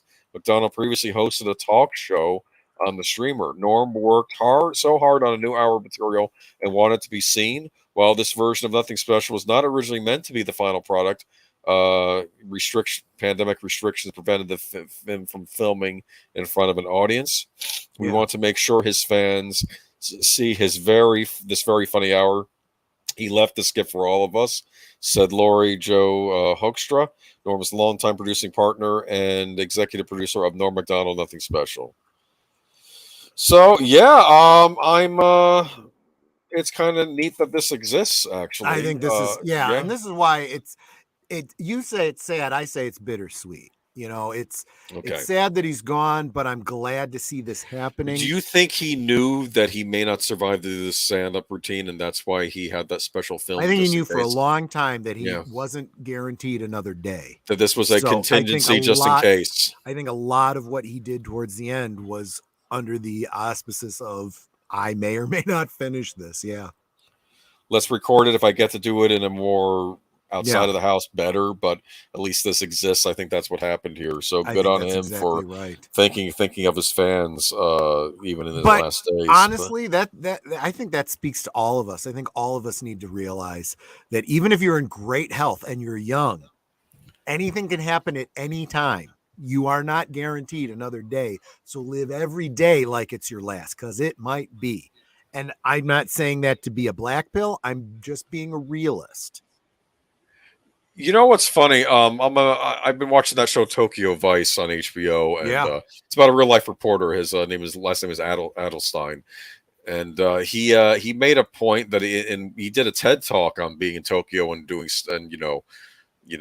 doing stories on what was going on with the Yakuza over there. But he was saying that I don't know if he was giving some sort of advice, but he was saying that I know some of us can feel down in our lives and things aren't going the way we want, but every day we wake up and we're still alive, that's still a good day. He made that point. So it was an interesting, I'm paraphrasing him, but I think that's basically what he said. And the fact is, no matter how bad you might feel, the next day could be better. That's what hope's all about, right? Exactly. Yeah. There's at least a chance things get better. So, let's be blunt. We're not always nice to these streamers, and I certainly have not been kind to Netflix, especially after last week. But actor's name, Frank Langella, which I'm very suspicious that was something that kind of spiraled out of control, that maybe could have been handled better. I will under the circumstances give some benefit of the doubt to Netflix in that whether or not we agree with the decision they make with Frank Langella, it could also be driven by they are scared to death because they're going to lose their company if they don't manage it really well. At the same time, though, this is also bad press for them, especially in they still have to weigh, is it what's worse, right? Exactly. Okay. And even if it is the wrong call, they have to be free to make it, so there we go. Netflix accused of misleading investors prior to subscriber loss. This is one from a little while ago. I'm going to get through this real quick, then we're going to move on. But Netflix investors have filed a class action lawsuit accusing the streaming behemoth of making false or misleading statements about its business, operations, and prospects after it reported a loss of 200,000 subscribers in the first quarter of 2022. According to the complaint filed in the United States District Court of the Northern District of California on Tuesday, the group of investors purchased or otherwise acquired Netflix common stock or call options or sold put options between October 19th in 2021 and April 19th, 2022. They allege that Netflix artificially inflated the price of its common stock and violated the Securities Exchange Act of 1934 and Rule 10b-5 by failing to disclose prior to the company's earnings announcement that it was exhibiting slower subscriber growth, experiencing difficulties retaining subscribers, and losing subscribers on a net basis. I suspect other companies may be guilty of similar stuff, but we'll find out. Everything, all the dirty laundry comes out eventually, right? But, in parallel to this, you got the Elon. I have a suspicion about situation with Twitter and stuff, and this is not anything that anyone is shocked by. We all knew this. We all knew, for all the talking that the talking heads do about bots this, bots that. Yeah. The stuff they're talking about, that's not bots. Okay. Yeah. This is bots. And it's a problem because it's Enron level faking your value as a company. You know, A ge- and that's what a lot of people suspected when Netflix took such a big nosedive and lost so many, because we didn't even see them lose that many subscribers over the cuties thing or any other thing. For them to suddenly lose them. Now, I've also heard people saying, well, it's also because they cut themselves off from Russia. Do you think there was that many people subscribing to Netflix in Russia? Really?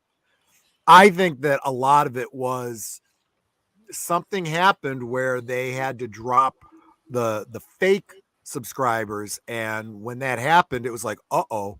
Or maybe it was just a glitch where they lost the fake subscribers. Because if these were real subscribers, they'd be saying, hey, I lost access to Netflix that I'm paying for. You know? yeah.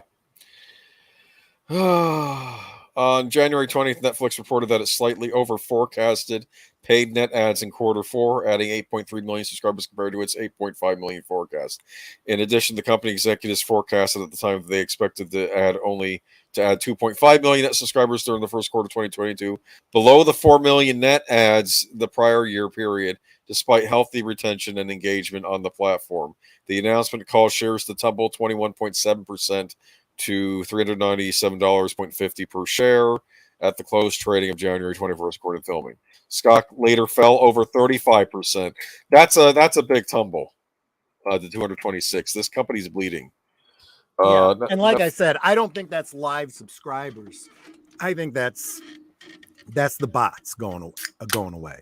And I think we're going to start seeing that from a lot more companies, whether it's these streaming services or the social media services, as people start going, hey, how do I know I'm actually getting, that when I paid for that stock value, it was legit, that you really have as many subscribers as you say? I want to see the receipts. There's another like company. Elon Musk is doing right now.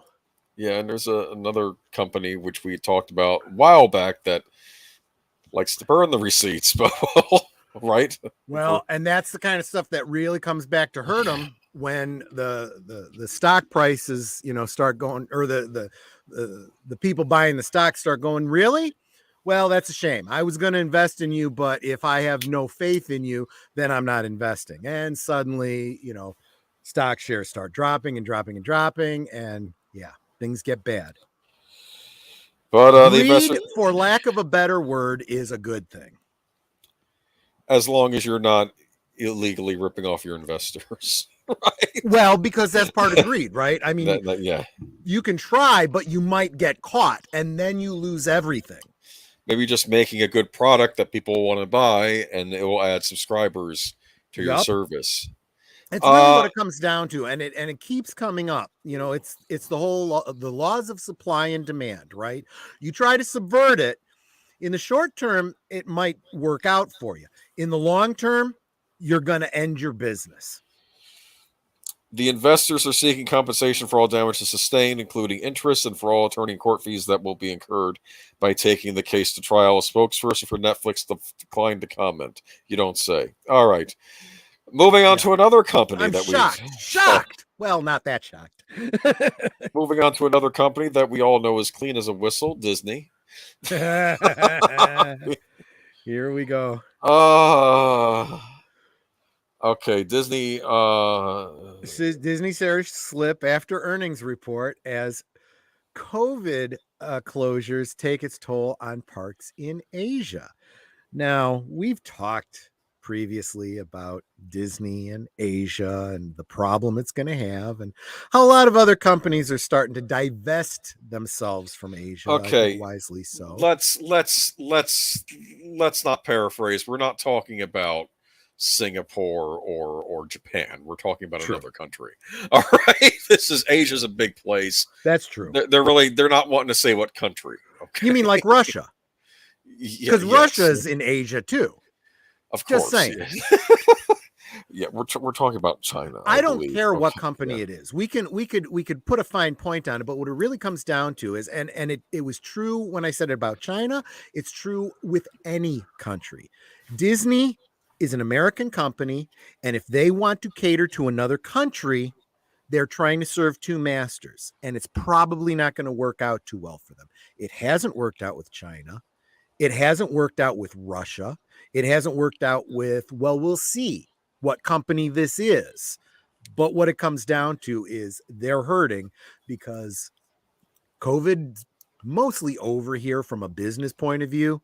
Over there, it may just be starting. So congratulations.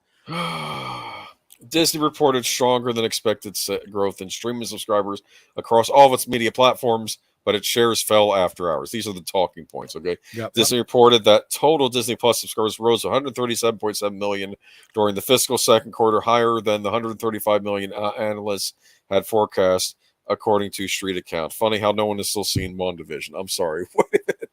Maybe people have. Maybe it's been the big hit, and I'm the loner that. Well, I mean, if the numbers were reliable, I'd love to see those numbers, because I'd like to know if, with the release of Multiverse of Madness, if more people are going back and catching up on Wanda. Going, I was completely lost when I saw that movie. Here's what I don't was understand. told I need to see WandaVision. I better watch that damn thing. Don't they keep saying that the viewerships on these Marvel series keep slipping? Yes. Are they just watching other stuff on Disney Plus that's not Marvel related? I don't quite know what's going on here. But we've talked a lot about the streaming services and the numbers and the so forth, and how they and Valiant Renegade covers this better than you and I are ever going to. But how they calculate their viewership, and whether it's a time watching or just hits on the channel or whatever. But what it's coming down to is they publish their numbers, and it's not just like we were just talking about with Netflix or with Twitter or whatever, and we're talking about bots, right? There's also something to be said for real people with real subscriptions, but those subscriptions aren't revenue generating subscriptions because they were part of some package deal, or they were part of a promotion or whatever. And that is a financial aspect too that needs to be considered. If you got a bunch of people watching WandaVision and The Mandalorian and whatever else, but they're not paying customers, who gives a crap? But they're going to use it to their advantage and say, well, this many people are watching this many hours. Great. How many of those people are actually generating revenue for you? They're all watching Doogie Howser with a twist. Oh, for fuck's sake. Anyway, I'd forgotten about that piece of shit. Anyway, just you haven't even seen it. I don't care to. Let me put it this way. I don't have a subscription to Disney. There are very few Disney shows I have seen. I am not going out of my way and spending the bandwidth on, reboot woke Hauser. Anyway, Disney reported higher than expected streaming subscriber growth on Wednesday, but warned that it's seeing the impact of the theme parks in Asia. Yes, shares of Disney fell more than 4%. The bell Thursday. The stock comes. Do you think that has something to do with the controversy over the their interference? They're trying, supposed interference with that bill in the great state of Florida. I don't know, and people dumping their service because they're angry. I would imagine, at least in the Florida area, it's got to be legit. But there could be, or maybe that's not been calculated yet because that's recent. Could be. I didn't think about that. Could be. I don't know. But I see. This is what we were saying about on the Netflix thing too. Everyone wants to focus on their one issue that they filter through, when the reality is that for a company like Disney, all of these things matter. No one aspect exists in a vacuum. So I would have to say yes. I'm sure that does factor in. To what degree, I can't tell you. Yeah. Okay. Company expects Disney Plus ads to be stronger second half than first half, but rate the change may not be as large as previously anticipated.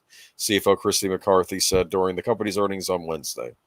Our strong results in the second quarter, including fantastic performance of our domestic parks and continued growth of our streaming services, with 7.9 million Disney Plus subscribers added in the quarter, and total subscribers across all of our DCC offerings exceeding 25 million, once again provided in a league of our own, said CEO Bob Chapek in a statement Wednesday. So their Disney Plus is doing well. That's what I'm getting from this. At least that's how they're saying to us, right? Yeah, mostly. Yeah, that's what they said in their earnings call. So yeah. Okay. So But shares. Yeah. but this article I think is specifically focusing on the parks and Disney. Yeah. All I'm going to say is get rid of the damn sequel trilogy bullshit. Fix your Star Wars park. Disney Parks experiences and products segment saw revenues more than double, 6.7 billion during the quarter compared to the prior year period. Well, but see again, that's where they play some financial numbers games again, right? You compare it to the year before when everyone was locked down and no one could go to the damn park. Duh. Big shock. I mean, you could just have It's a Small World open and the funnel cakes, and you're going to get better park turnout than the year before. What The do you friggin' do? Funnel cakes? I don't know. I don't know what kind of food they serve there. Dole Whip. Dole Whip, yes. Which, by the way, I was reading about, and it sounded so yummy that I made some here at home. Oh. And it was really yummy. But Yes. I also realized how damn many calories, both from carbohydrates and fat, was in it. I'm like, this was good. I'll never make this ever again. Here's the deal. You're excused because you're doing a lot of walking in those parks, so At you Disney, figure you'll burn it but off. you're also spending $10 on something that costs like $1.50 to make. Well, here's the deal with the parks. If you ever end up going to the parks, I can't speak for them now, but I know years ago you could do research. Where can you eat at the park that's more reasonably priced? I don't think anything's cheap, but something might be more reasonable that tastes good and is fun. And then the idea is you would eat maybe lunch at the park and get something simple. You could probably even split a meal between two people if you have it or whatever.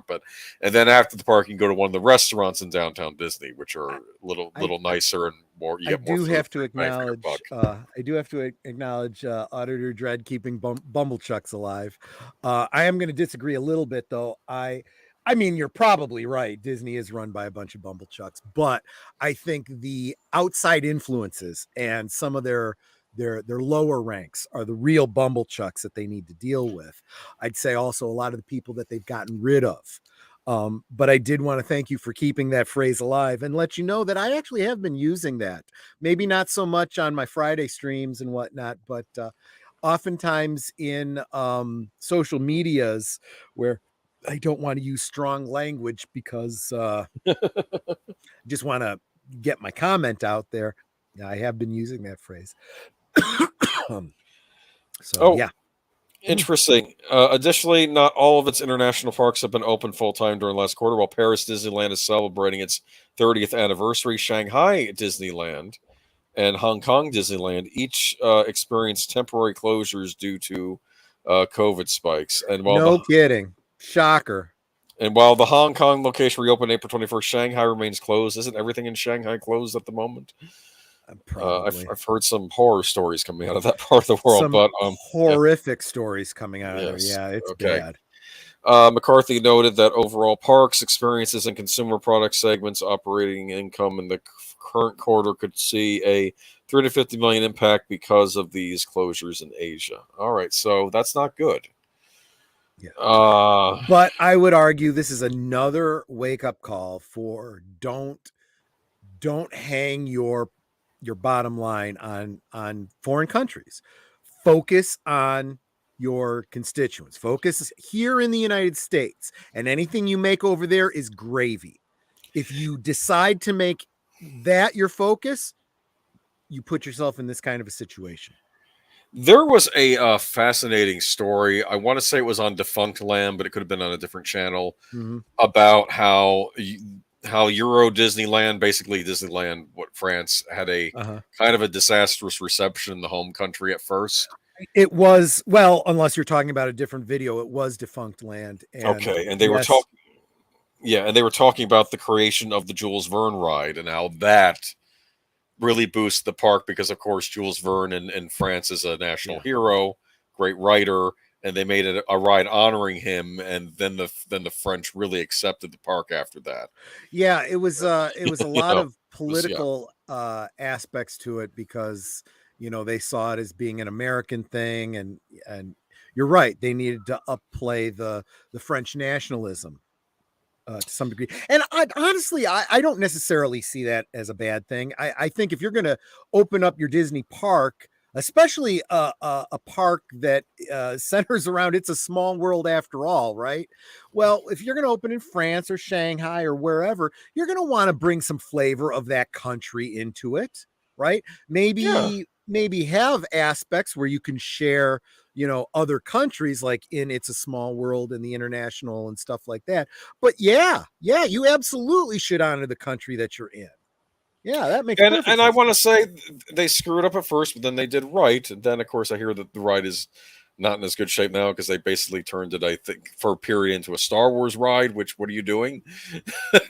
You did this great thing with the Jules Verne ride, but Max World Entertainment, you have a good night now. Thank you for stopping in. Subscribe to Max World Entertainment. He's good people, and all right, everyone, great podcast. Have to get a little bit of shut eye before tomorrow morning. So even if his content was crap, he's worth subscribing to because he himself is so awesome. But that's not the case. His content is awesome. Mm-hmm. CW guts its lineup, replaces canceled shows with Supernatural and Walker spinoffs. Okay. I think I'm probably gonna say this about almost every article we've talked about and that we're gonna talk about. This is the kind of thing that we have to keep in mind, and just remember that nothing happens in a vacuum. We can talk about some of the reasons for this, but there's some other obvious ones too. Let's go ahead and get into the article. There was once a time when the CW was famous for renewing pretty much all of its original shows every seasons, with only the real problems getting over the proverbial boot. But hoo boy, those days are long gone. A few weeks after killing the Batwoman, killing Batwoman, my mistake, not the Batwoman. That'll be the next series they make. I'm kidding. Batwoman and Legends of Tomorrow, the network has killed off in the Dark Legacies, ending the Vampire Diaries franchise, Dynasty, 4400, Charmed, Naomi, and Roswell, New Mexico, nearly all of which were reboots or revivals of other TV shows. I knew it. Roswell was a remake of the older show, wasn't it? Yeah. I don't even know what they're doing on the CW anymore. I think after I was done with The Flash, I didn't bother checking anything else out of the So on the one hand, we have this element where they've had this woke bullshit that they've been putting out on a lot of these shows. And the ratings have been in the toilet, but compared to everything else they got on their channel, it's doing reasonably well. So they keep these zombie shows going that nobody's watching, right? And they're pissing away good money after bad. Zaslav comes in and says, yeah, fuck all this shit, right? CW is going to someone else now. It's not going to be Warner Brothers anymore. This is very bizarre to me because this is an actual network that was originally started out. There were two networks, UPN and the WB. They they got combined into the CW, right? Which was kind of funny because I think UPN had a wrestling, right? They had like Monday Night Raw or SmackDown like that, or one of those, and then wrestlers started showing up on Smallville as like Kryptonian, right, zone villains like Baptista, because at that point he was. Which honestly, I didn't think was a bad thing. I thought it was fine. I thought it was kind of funny that. Anyway, though, the Hollywood Reporter suggests that a lot of these cancellations have to do with behind-the-scenes changes at the CW, specifically the streaming ventures from co-owners CBS Studios, part of Paramount, as in Paramount Plus, and Warner Brothers TV, now part of Warner Brothers Discovery of HBO Max fame. Yeah, I have a question. Go ahead. Oh, this is so bizarre. Paramount owns CBS. Right. So television networks are very confusing because Disney owns ABC, but do they also own the Fox network? No, I'm hearing okay. They own the movie studio. Okay, they own the movie studio. They own a lot of the entertainment properties and that's why they're not called 20th Century Fox anymore. They have the Simpsons, and the Simpsons is still aired on Fox Network, right? I don't know. That might be right. I'll have to do some research. I don't know who owns what anymore. Speaking specifically to this Warner Brothers CW thing,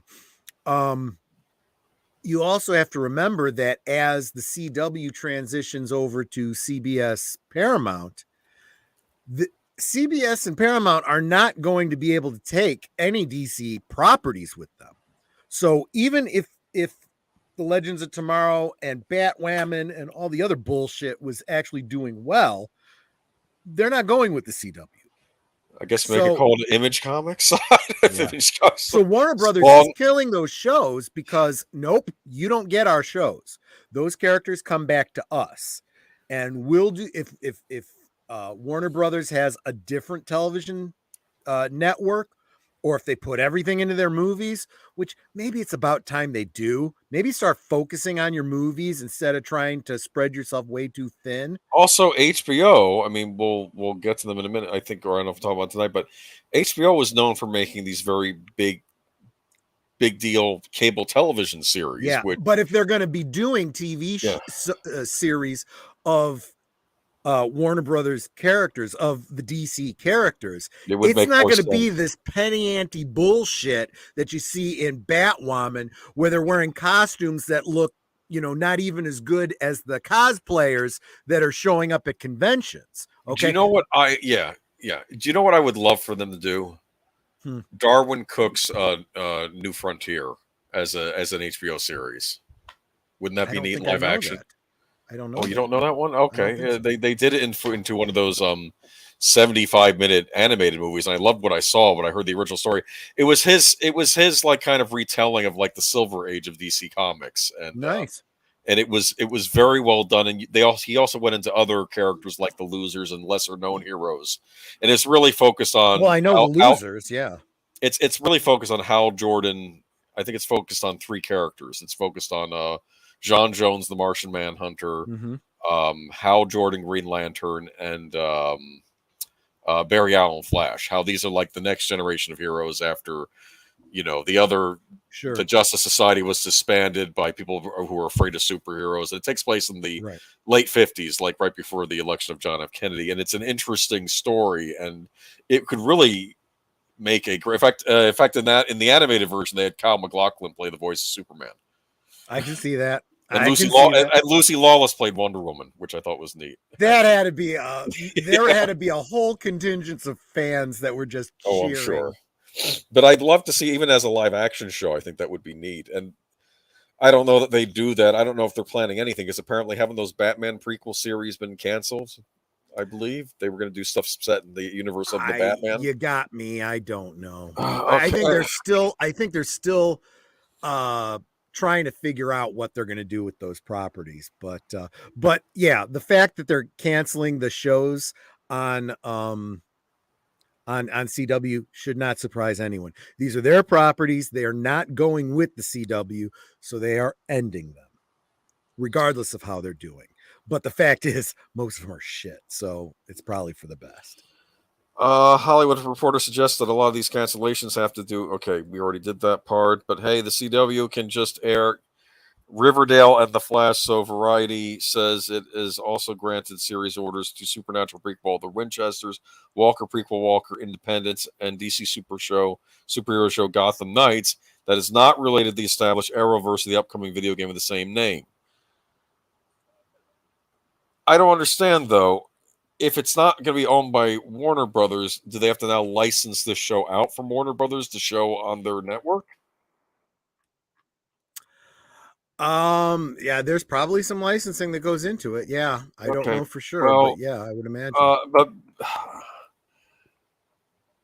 I don't know, like network television. I have to do some research. Maybe there's an article on somewhere. Where is it right now?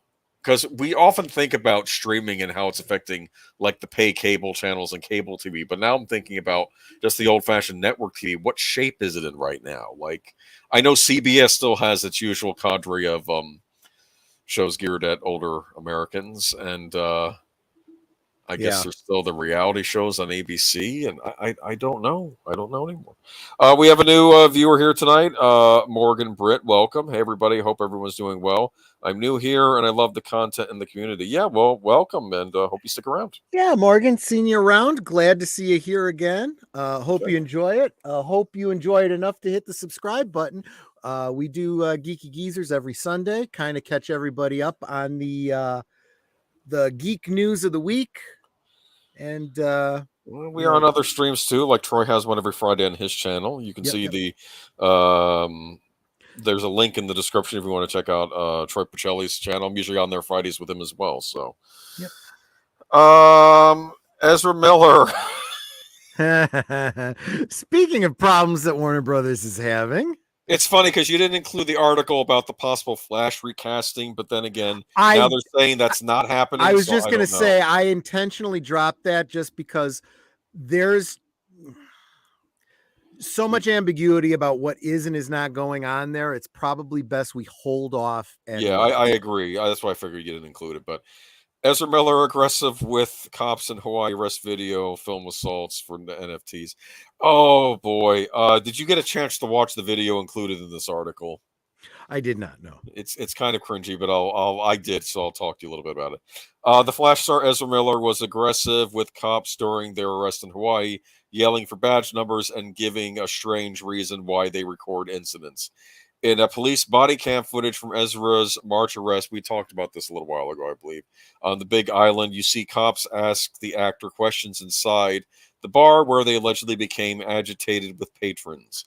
One of Ezra's alleged victims tell cops Ezra attacked him, spitting in his face and going nuts. And when cops question Ezra, they claim they got assaulted and started filming because I film myself when I get assaulted for NFT crypto art. Okay, the they is referring, that's his pronoun of choice. That's Right. their pronoun of choice. Okay, anyway, Ezra raises their voice as they demand names and badge numbers from the officers, but the police ignore them and go back to the alleged victim, who claims he was playing darts and minding his own business when Ezra came up and spit on him. Once Ezra understands they're the one getting busted for disorderly conduct and harassment, they ask why and again repeat their claim that they were the one who was assaulted. Ezra also tells police they were complying, but they tell them they weren't. And when Ezra asks what they did wrong, they tell them they're getting cuffed because they allegedly spit in someone's face.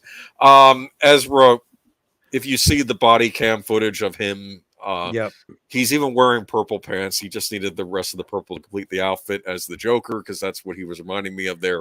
I think I made an allusion to that on another stream once when we first got the scene of him choking, how he reminded me of the Joker, and I think he's it's reminding me become more of it now. I think it's become very clear that Warner Brothers wants to distance themselves from him. They may not be and see, this is where the whole rumor article is a problem. There's talk about them replacing him with someone else. Um, Not on the Flashpoint movie. Flashpoint movie's done. They cannot afford to recast or reshoot. They literally have to scrap the movie and start over. That they cannot do. And he's already been paid for it. He's already gotten his payout, so it doesn't behoove them any. This is a disaster. I want to read his comments. I know it's unlikely, but would it be possible for a studio to fire an actor who already filmed a movie? Has there ever been examples? The main example people like to point out is the one from Back to the Future with Eric Stoltz, and also Kevin Spacey, who was going to be in a movie. I forget the name. I think all the Money in the World, was that what it was called? And then they replaced him with Christopher Plummer. Kevin Spacey, however, was not the star of that film, so it didn't cost as much to do that. Back to the Future was a big one. That's but I don't think the whole film was filmed, though, right? They only went partial on that, right? And then they decided there has been some ambiguity about that, where there's no certainty. Some have said yes, it was almost completely finished, and they had to refilm everything. Others have said no, just a couple of scenes. I don't know, but I think a more important rights-related issue is the recasting of Crispin Glover in Back to the Future 2, which resulted in a huge legal argument. That's a rabbit hole that's worth going down if you want to learn something about rights to personal images and how that stuff literally laid the groundwork for rights issues related to one's own appearance, the rights to their likeness in future films, and how that has directly impacted, things like Star Wars and whatnot, CGing somebody and having to pay an estate in order to use a likeness. Yeah. That's very interesting stuff. So I think those kinds of legal issues might be involved here, but no, I think it's entirely possible they say, you know what, we got to release this movie the way it is. We don't have a choice, but going forward, the Flash is going to be someone else entirely. Okay, I have a question. Do they have to release this movie theatrically? I don't know. It depends on what the contracts with a lot of people involved with it are. Maybe, maybe not. I don't know. Can they just dump it on HBO Max? I'm thinking this is going to tank at the box office. I think this is going to be worse than Fantastic now Beasts that you 3. say that, if that is an option, they should do it, because that would be a way to I think it would minimize probably their be enough of a boon for HBO Max. People who are already subscribing, well, it's a free movie. It's got that guy in it, but it's free. I'm not paying extra money for it. I think releasing it in the theaters at this point could be a disaster. I don't know. Especially since they are apparently using it to rejigger a lot of things about their DC cinematic universe. They probably need it to still be released. I don't know. There's a lot of we don't knows about this. I wonder if they could recast, yes, Miss Amber Heard, since the rumors it's very likely she has been terminated from Warner Brothers. It's funny because weeks ago I was arguing it's not really worth it, because how much is she in the movie for? Are people really going to pay to see Amber Heard? No, they're paying it to see Jason Momoa as Aquaman, and maybe if her role has been minimized, then people may just get a little annoyed at seeing her, but it's not going to make a determination to see the movie. After this shenanigans with this trial lately, maybe it might make sense to reshoot those scenes. There is that change.org petition that is now over 4 million. It's at 4.1 million signatures. That is a sizable number of people. Change.org has not seen that kind of response to a petition. Well, some, but not many. And again, does this translate to actual dollars if they do release it, whatever? No, of course it doesn't. But it sends a loud message to Warner Brothers. If there's any way to replace someone, you do it. And again, I think that Aquaman 2 is in the can. It's done. And she already got her money. But they've minimized her down to 10 minutes. If she's already gotten her money, there's nothing that says they can't replace her. They can get 10 minutes of footage with Emilia Clarke or something. You could get an unknown actress if they wanted to. I'm sure there are plenty of unknown actresses out there especially if it's a smaller part. The reason I say Emilia Clarke is because whomever they decide to replace her with going forward is who they'd want to choose. Okay, well, Emilia Clarke's fine. I don't have a problem with her, but for a comic book superhero movie, I can see families not taking their kids to see Ezra Miller, who instead of being a role model is a physical abuser. Let me tell you something. In this video, I watched the end, and of course he's yelling, "Don't touch my," and he refers to a part of his anatomy, and he says, "Don't touch these, touch my," and the officer isn't. You can clearly see he's not anywhere near his private area. Yeah. And then they're collecting his stuff. Says, "That's not a real gun. It's a Nerf gun. Those are the bullets for it." Of course, it is a Nerf gun. He says, "And that's my flash ring. That's very important to me. The flash ring." And I'm like, that is awful PR. You are the Flash. And I was talking about, I bring up George Reeves, and of course, like I said, he was a far from perfect man, but he knew how to conduct himself in public, at least with this stuff. And of course, Christopher Reeve, perfect. He always knew. Gal Gadot, great in public as the persona of Wonder Woman, and even other actors go ahead. Since you brought up Gal Gadot and Wonder Woman, would you mind sharing the picture? Yeah, the picture. Yeah, I was going to ask you about that. Yeah. So we had talked about the idea of the fans have wanted to see Lucy Lawless as Wonder Woman for a very, very long time. And this was a photo edit that I did many, many years ago when I was kind of fan casting her. But I thought it turned out pretty good. I'm much better with Photoshop than since then. But still, I think it's pretty good. And I just thought I'd share that with you and the audience. Yeah, it's a good likeness of her, and she could have played her definitely, and like I said, she at least got Absolutely. a chance to do her voice in that one animated movie. And I know, and that's yeah, what I mean. That's why I'm so glad that that happened. And I'm kind of glad you told me about that. yeah, you might want to check it out sometime and just think that might be a thing to look at when you're thinking about how one guy kind of like an almost reimagining of how you would redo the DC superheroes because it's really Yeah, like exactly.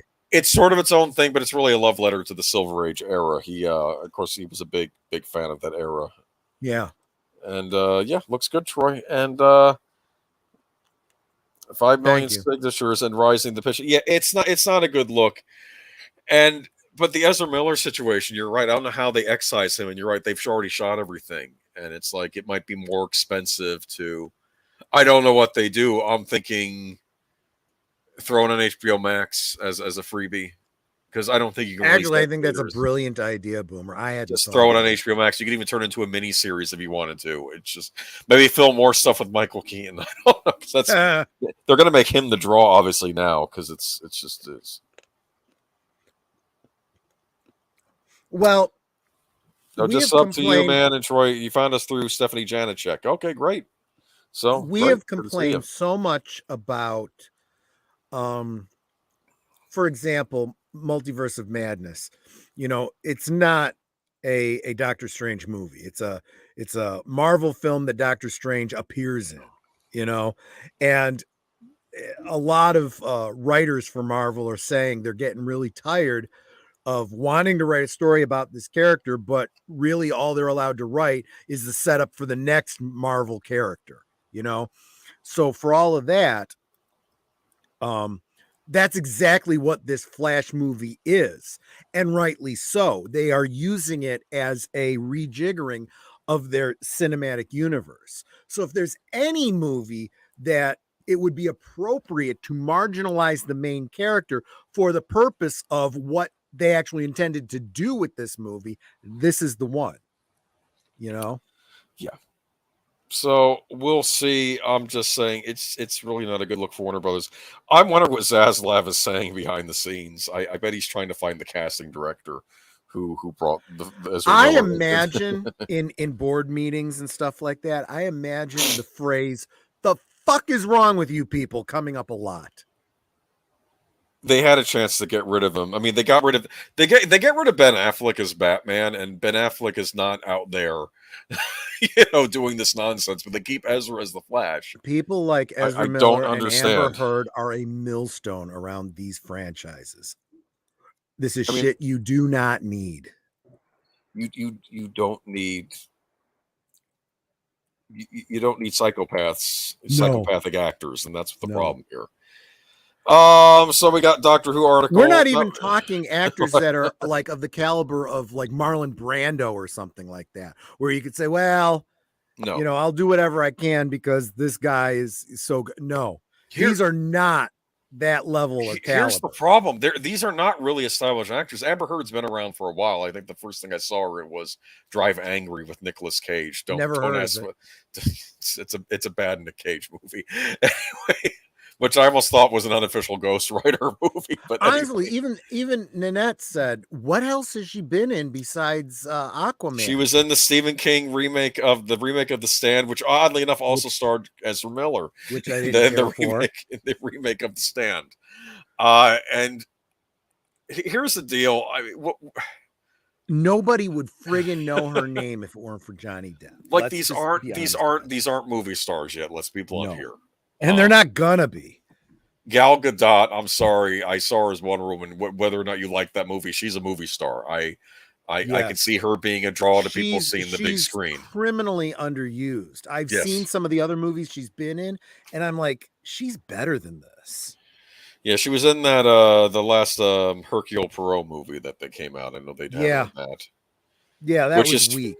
Well, you could tell. You know, what the funny thing about that movie is everything's been Army Hammer's in that.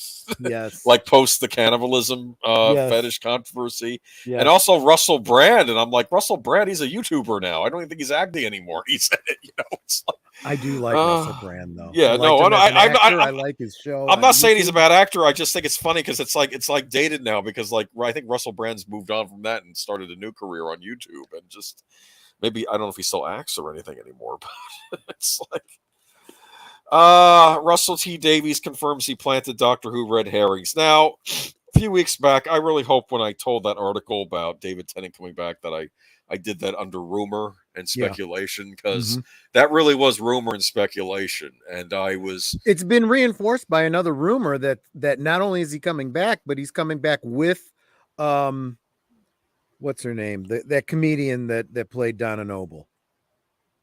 Oh, Catherine Tate? Is that Catherine her name? Tate? Yeah. Yeah. Okay.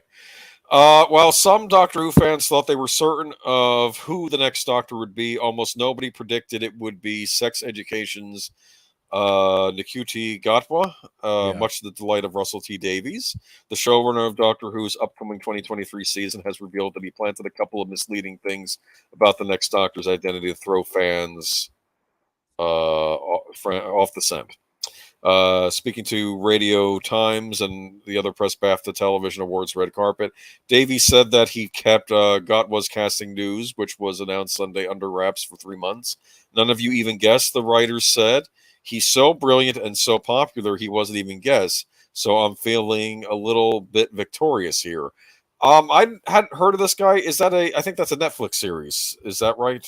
Beats me. All I know is what I've seen secondhand about the character. I guess the actor. No, I mean the character that he played on this show. Oh, I see. Okay. And I really don't want to judge the actor by the character, but I don't know. This again, just like when they cast Jodie Whittaker, I don't have a problem with the casting in and of itself. Depends on what they do with it, but I'm very concerned about what they. You have a bad feeling, but you don't. I don't know, because we also have Sony in the mix here, so I'm sure that when they brought in Russell Davies, there were some very clear things that they told him. Get the show back on track, make the writing better. Okay, so we keep hearing about red herrings. One was James Corden. No. Apparently, he didn't start that rumor, and I'm not saying that Davies started the Tennant. James Corden would not. I would not, in and of itself, have a problem with them bringing him back into Doctor Who.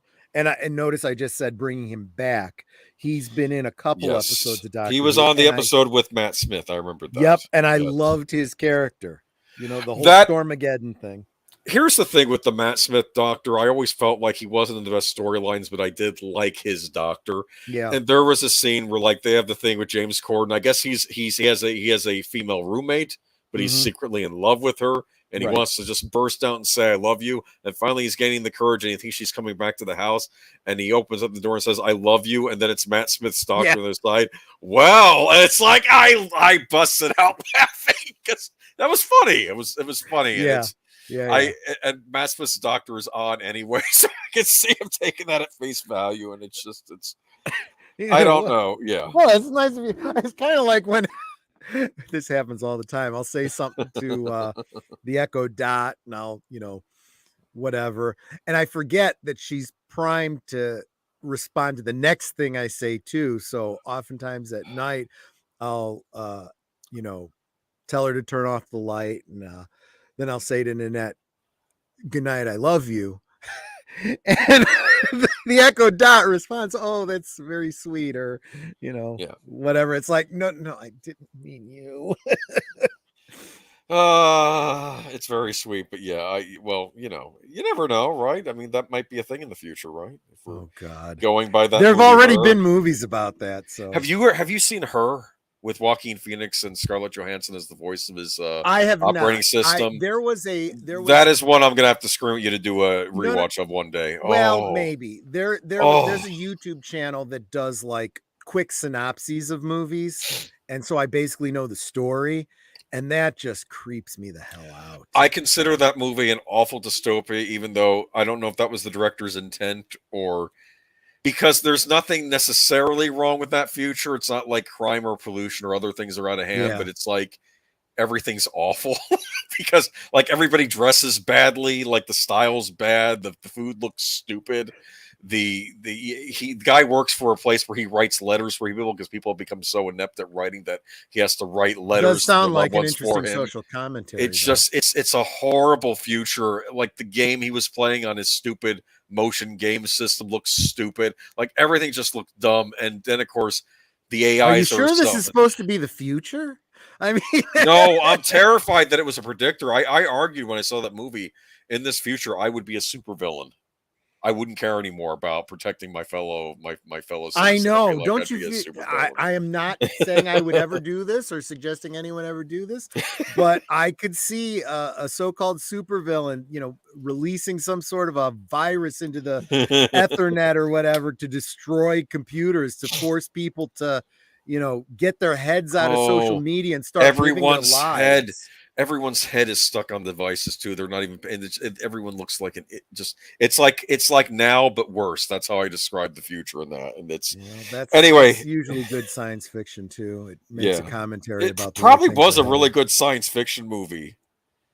But anyway, I'm getting off. Let's get on to other science fiction. BBC announced that Gottwald would become Jodie Whittaker's Doctor Who successor shortly before the TV BAFTA Awards on Sunday, with the sex education star saying, "There aren't quite the words to describe how I'm feeling, a mix of deeply honored, beyond excited, and of course a little bit scared. The Roland show means so much to so many around the world, including myself, and each one of my incredibly talented predecessors has handled my unique responsibility and privilege with the utmost care. I will endeavor my utmost to the same." He's saying the right things, so we'll see. But as you've said, it's not just about the actor they cast, it's also about the writing.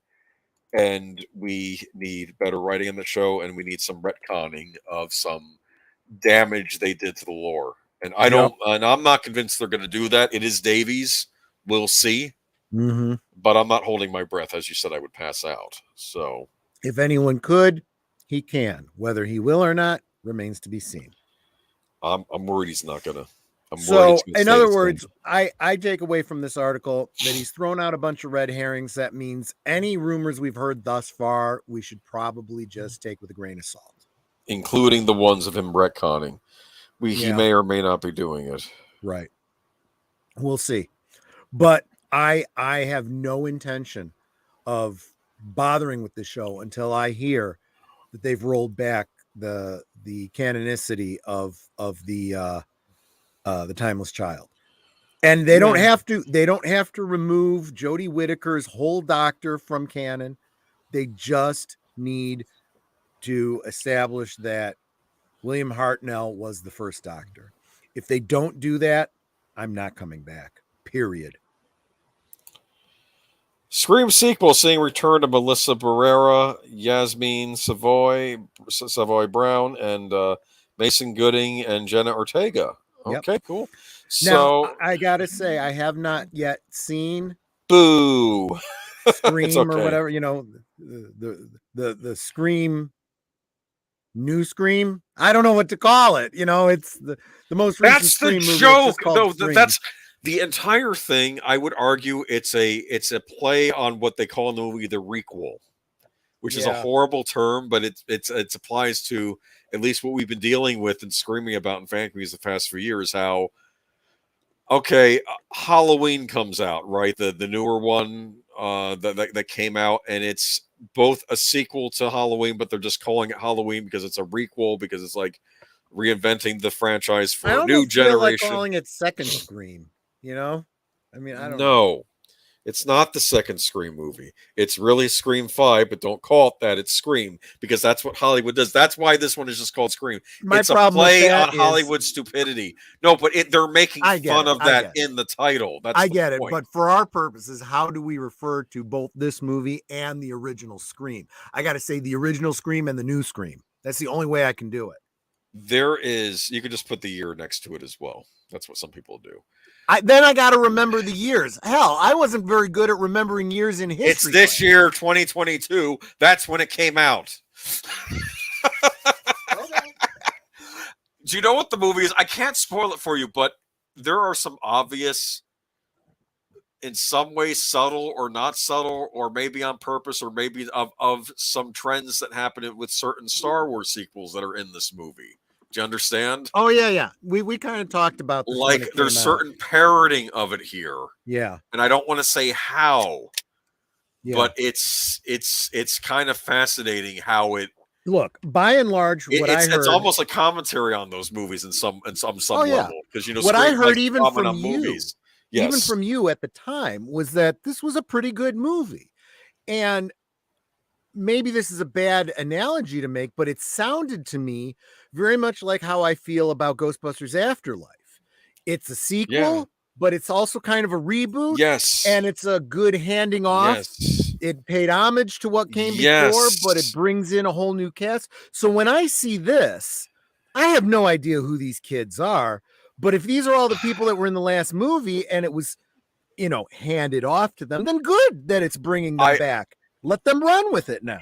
Well, just because it's handing off doesn't mean that we may not see some of the characters from the original movie show up again too. Because I could see them bringing other people back too. Because well, it depends on the movies. No, but because the movie is almost like a meta commentary on all this stuff. Do you understand? So it may throw in stuff to interfere with the handing off. Do you understand? It's I see what you're saying. Yeah. I can't go into more details without you actually having seen the movie. And I was going to say that, you know, just like when we were talking about what we were expecting to be a sequel to Ghostbusters Afterlife, that hasn't been confirmed yet, but it's probably a safe bet.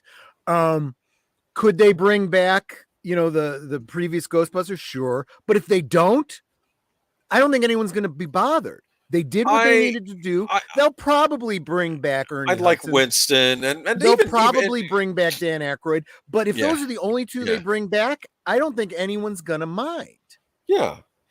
And anyway, but the point is that as long as they just make a good movie in that universe, and we'll be fine.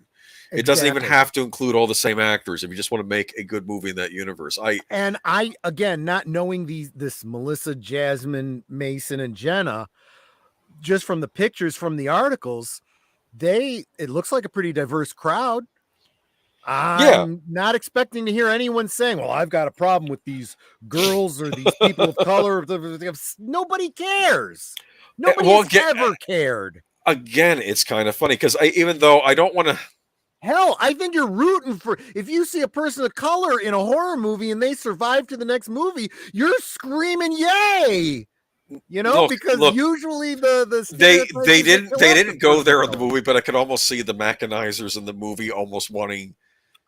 I can't explain it. I they wanted to do a joke about it, like them purposely involving diverse people in this as characters to be made into a future series. I don't want to explain it. Let's just say that the bad guys in the movie are trying to create their own Scream movie. Because knowing the Scream. You should still watch all the other Scream movies first, and you don't actually. To be fair, I don't think you necessarily have to. I think if you just saw the first Scream and then watch this one, you'd still be able to get the gist of what happened. Though there are little nods to the other movies, like Scream 4, I thought was very underrated. I don't know if that got attacked when it came out. I thought Scream 4 was probably the best of the sequels. I think this one might be the next best. This one is still good. I still liked the meta commentary. Normally, I roll my eyes at meta commentary, but I think, considering all the trends in modern Hollywood, it kind of deserved it, and I do think it is kind of a loose attack on that. And I'm looking forward to another one of these, and hopefully, just you know what, I will give a warning to the people behind it. This movie, your Scream is only as good as its last movie, so keep raising the stakes and make your sequel good. But you did a good job last time, so I'm rooting for you to do well. Okay, that's what I'm going to say. Scream is listed in Netflix as Scream 2022 to differentiate it from the original Scream. I think you have to, but again, I do think that title was in some ways an attack on that the Halloween requel where they just called it Halloween again. It's like, what are you doing? It's like call it something else. Halloween, the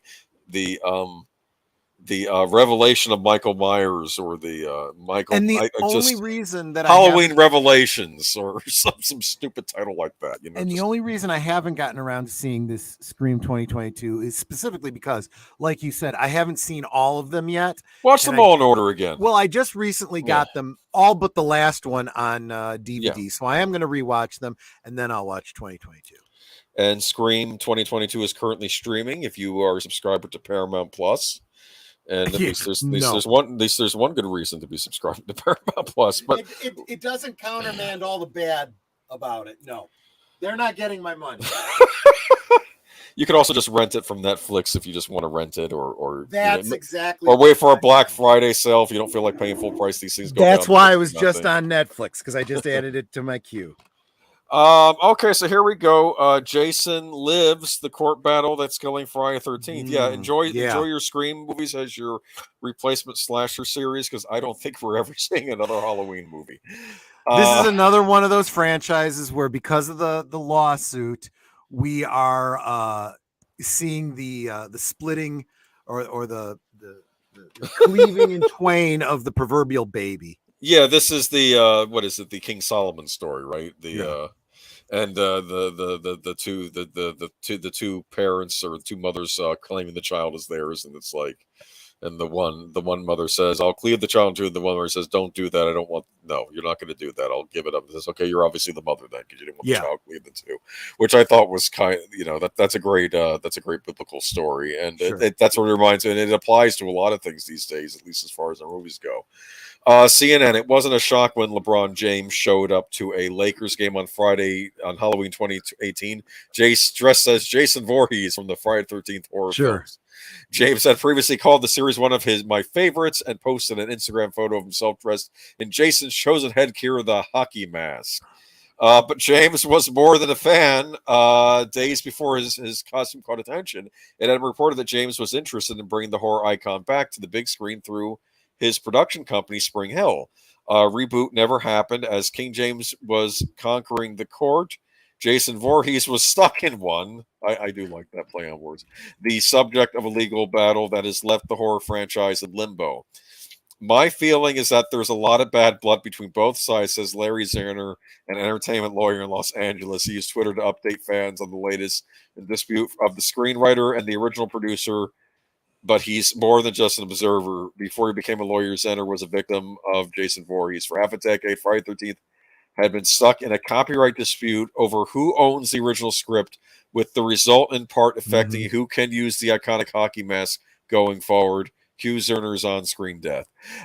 What I thought was kind of funny, this reminds me of in the James Bond franchise how I kept saying, where's Blofeld? Where's Spectre? Why haven't they been using Spectre all this time? And turns out the Eon Productions lost the rights to use Spectre and Blofeld for many years.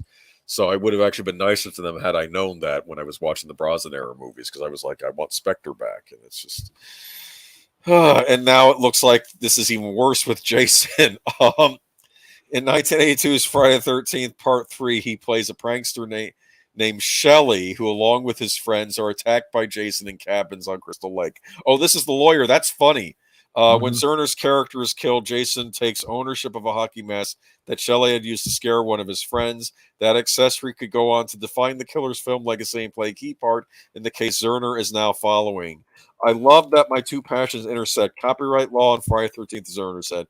People love Jason. They want to see more, but the masked killer has been off-screen since the release of director Marcus Nispel's Friday the 13th in 2009. That was the reboot that they made. I don't know if you saw that when it came out.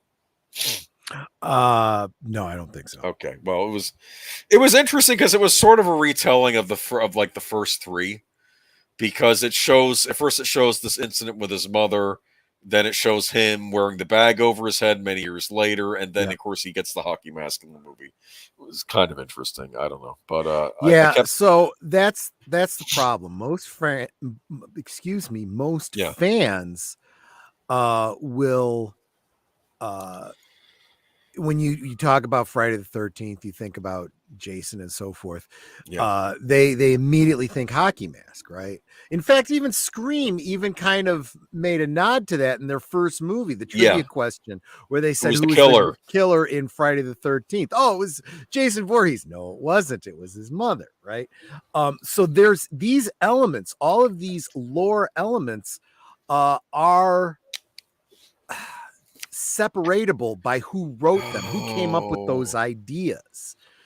And that's a problem when you have a canon for a character in a franchise. I mean, that would be like saying, we need to separate you from your parents, and we got to pretend like you never had parents. And even though you have always had brown hair and brown eyes, you are now going to be depicted with blonde hair and blue eyes. And at what point is it no longer you, right?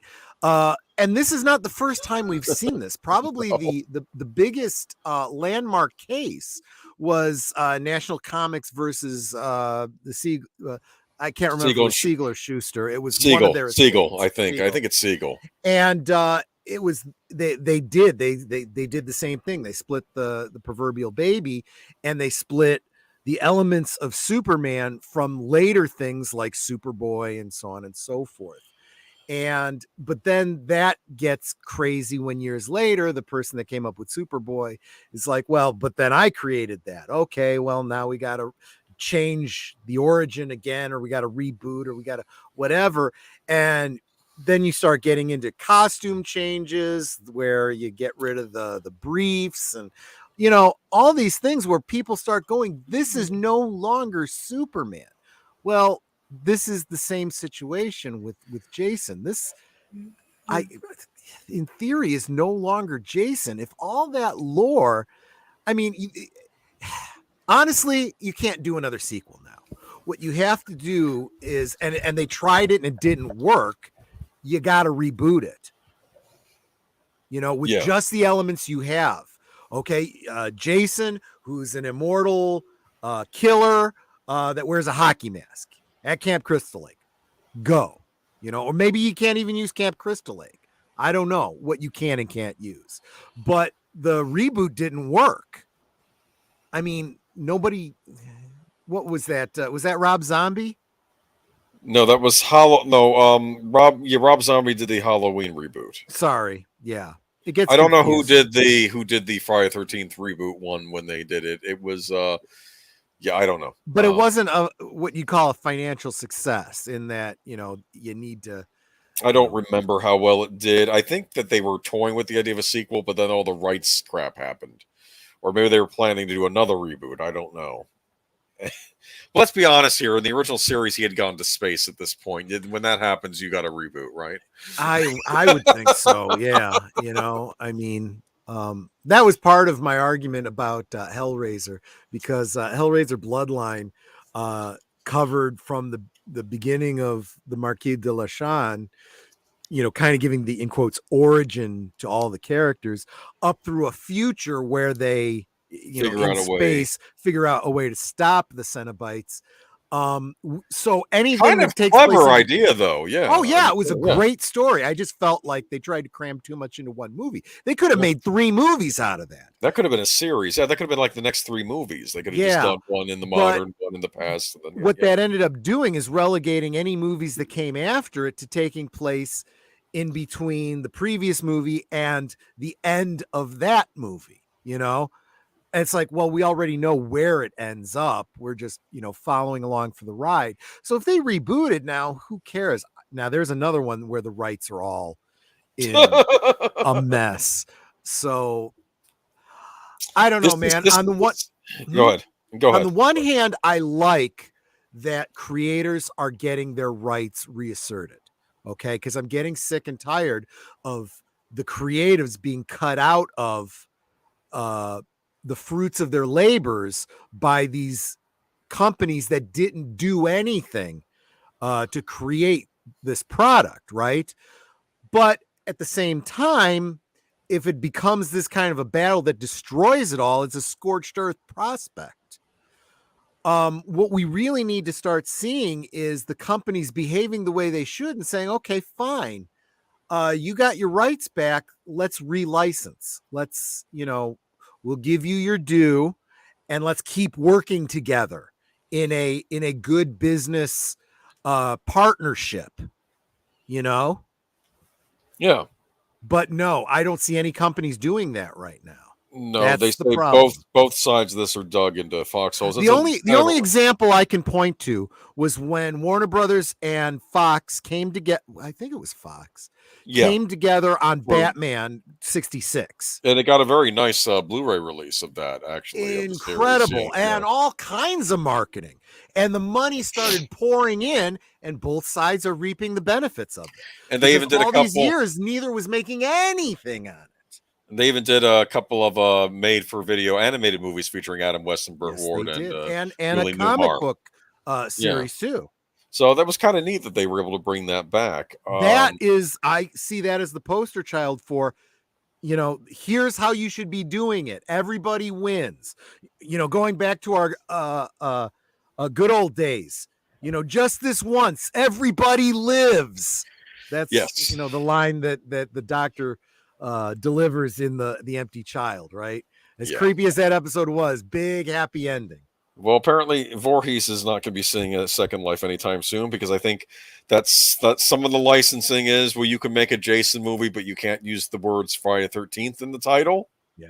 You can, some people can use the mask, other people can't use the mask. You can only use Jason as the child. This article goes into great lengths. It's just, it's fascinating, but it's like, this is a disaster. I think it's not even like Night of the Living Dead, where you ended up with all these divergent branches of continuity because the original Night of the Living Dead fell into public domain, which allows for there was that, and also the fact that the producer, George Romero, and the producer had the rights to Night of the Living Dead. That was also part of it. Right. And I think Russ Steiner was is that what I'm thinking of?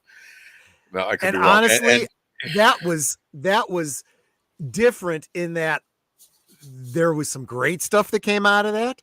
There was some horrible stuff that came out of it, but I'm glad it all exists. Like the Return of the Living Dead movies were, Dan O'Banion wrote them, but he said he didn't want to do a serious Night of the Living Dead sequel because he figured he didn't want to step on Romero's turf, so he made his into comedies, which awesome. I think worked very well, and I think they're great horror movies in their own right.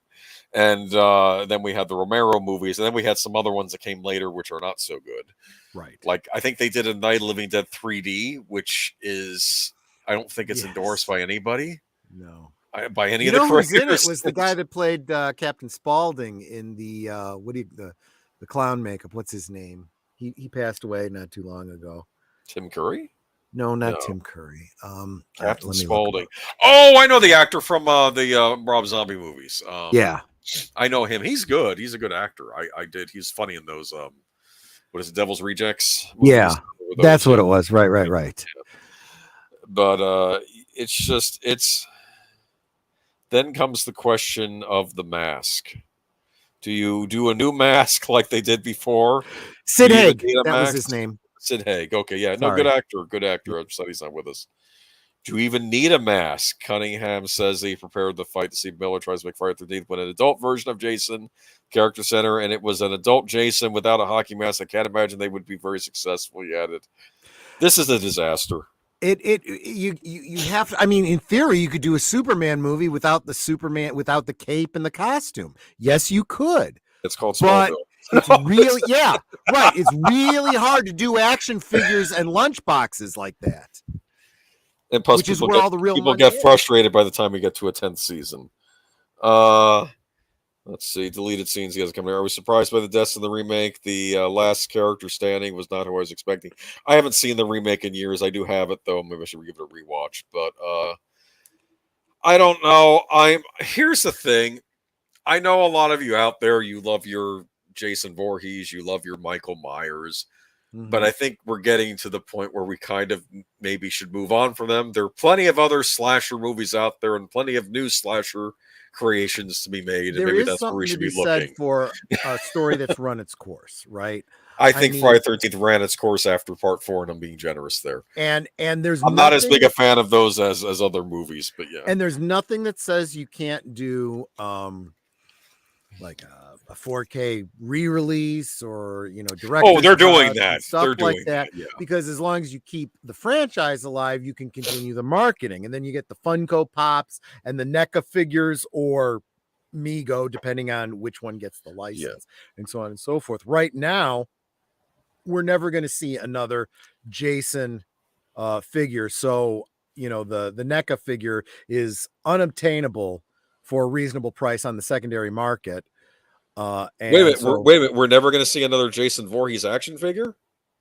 I don't expect to. I have one. I have the McFarlane one from the Movie Maniacs line. Remember those from back in the 90s? Yeah.